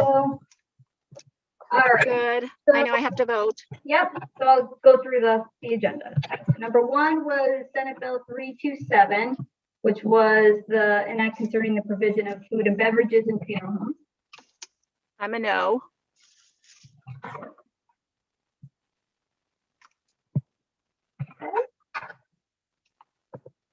Next is Senate Bill 847, enact concerning newborn infant health screening. Ooh, So there was only, Representative Dauphiné was the only one who voted against it. I'm a yes. The next one is Senate Bill 922, enact concerning revisions to the statutes pertaining to discharges in a residential care home. I couldn't hear the last part. The discharges in A residential home, care home. and that was a yes vote.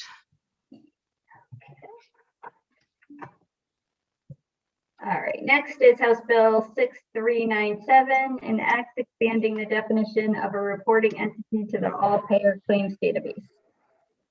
Sorry, hold on. It's my, oh, got very loud all of a sudden. Could you repeat that one?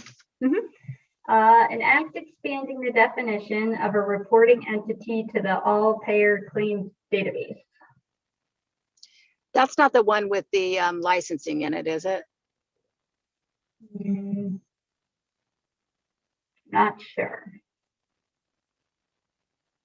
Here, let me look at my my list. Hold on, I'm sorry.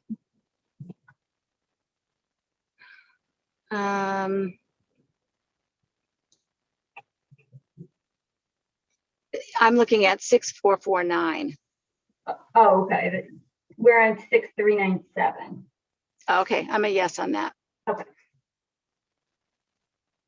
Okay, Beth, do you have the agenda in front of you now? I don't, but I can. Okay, so I'm sorry, but I'm in my car. that's okay. The next one is 6398, an act concerning various revisions to statutes concerning the Department of Mental Health and Addiction Services. I'm a yes.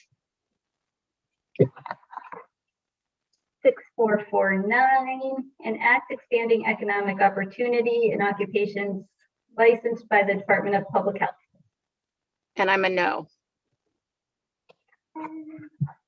6450, an act implementing the governor's budget recommendations concerning public health. I'm a yes.